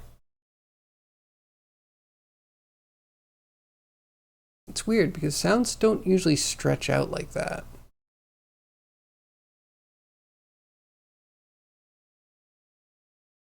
Why would it be crap? I feel like it would be crap because do you want every prop in the game to be able to specially handle where its audio source is to make sure it's constantly in the right point to sound like it's the right distance away, but then follows its own mesh?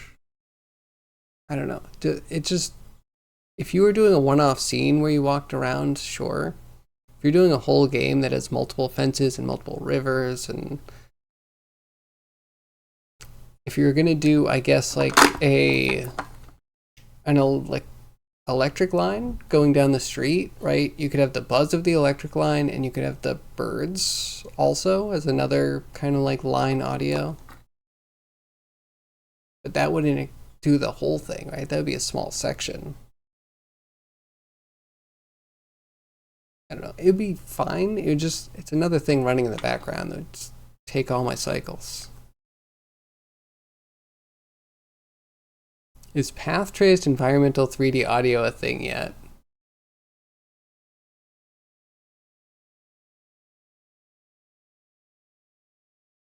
That's a good question.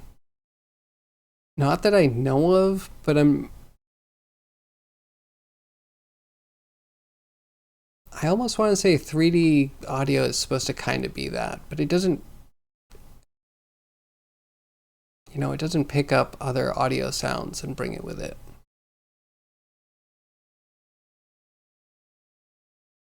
It was in Thief, you think? Wait, really? That's madness.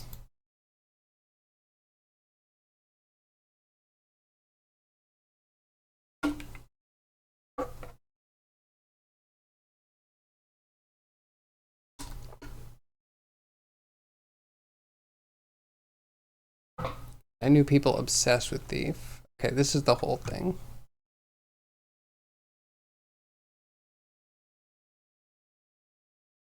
Wait, who made this?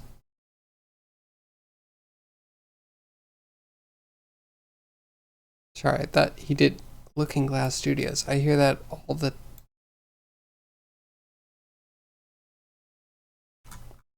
In my area, I feel like we have a lot of ex-Looking Glass devs. I'm only now connecting that to Thief. You know, there are very expensive audio design suites that can simulate audio in a room. Oh yeah, absolutely. But they take CAD model, and you don't think they allow moving around in space? Yeah. So everything I really know about audio, high-end audio, would probably be from Wintergatan. When they redid his room, that was fascinating. Like every surface had a treatment. And yeah, they did the thing. They did the like CAD work to figure out the best acoustic design for the space. I mean, it seems cool. I don't know. Maybe when we get quantum computing, we'll get it in real time. But it'll probably also be on the cloud. I could do that.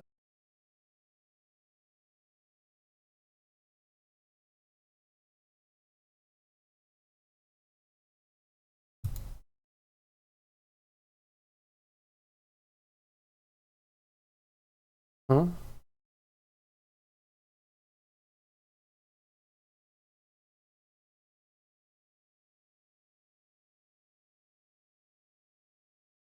And why can't I flip it? Why is it saying that?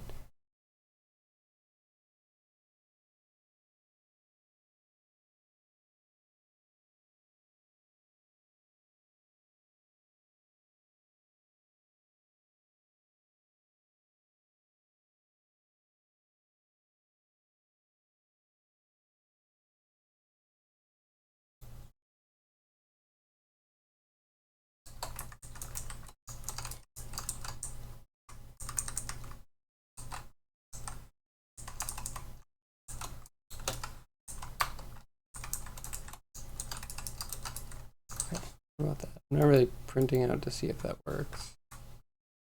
Dot length. Okay.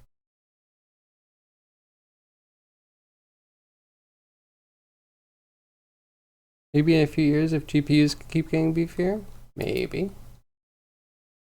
Though, can society handle beefier GPUs right now? I feel like it's kind of struggling. Well, I don't know.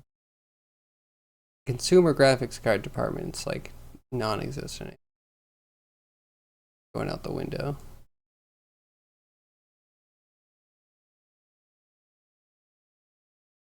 Why? Shape gotten 4-4. Why is 0-0 a problem?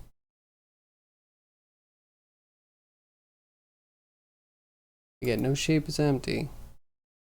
Where are you getting this empty thing from that you then get to report is not empty magically? What is your problem? It's not, shape is null. It says null. It says it's setting. Frickin' flip.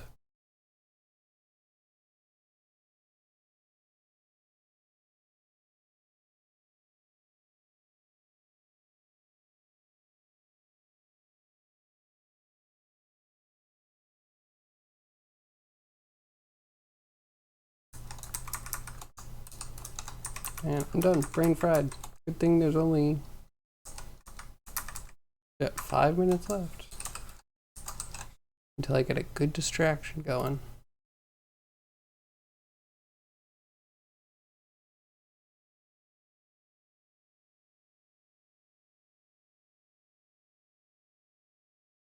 Catless, where do you get on your acoustic projects? That was like, I can't pretend to fully understand it, except for recording at increments and then going through those.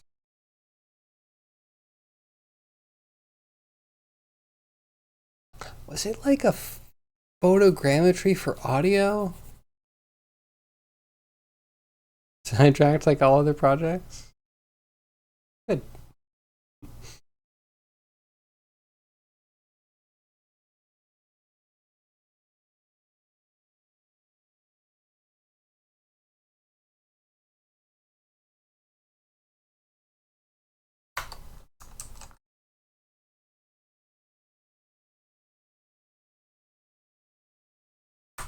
What if it just is? What if, I mean, I should probably print something out to see if those are happening at all, but let's just do it.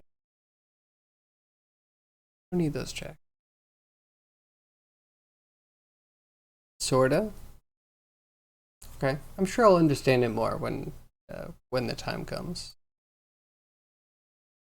When we take it off the healing bench.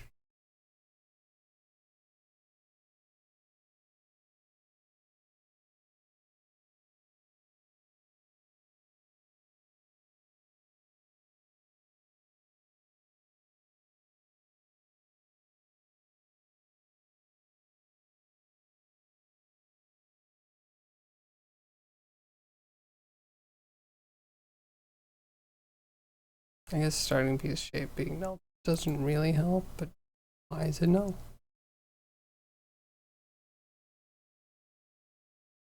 And once brain's not fried, I'm gonna figure this out, and we're gonna have villages like that. It's gonna be amazing.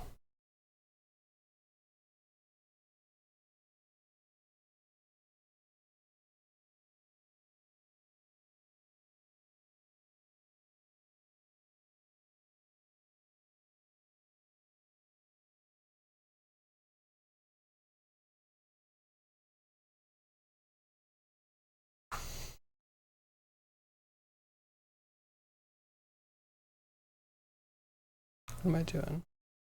Maybe we should wrap up soon and raid Grimy.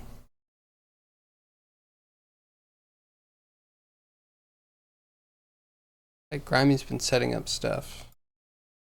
Weird.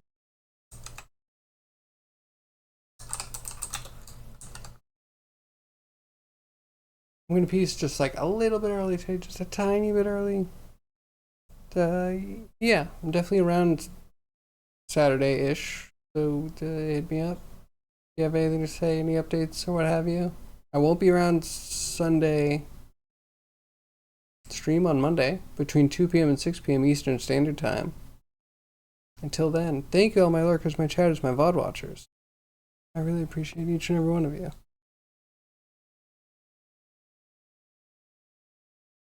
It's unlikely anything ever comes from that. You just check every couple of years to see if there's cheap hardware that could do the thing, and then you realize you couldn't handle the mouse anyway. Fair.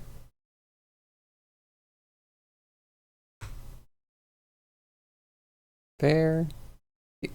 Catless, if Zombie and I hang out, we'll ping you, and maybe we'll find a way to all play together. But yeah, thank you everyone for joining me. Let's raid Grimy.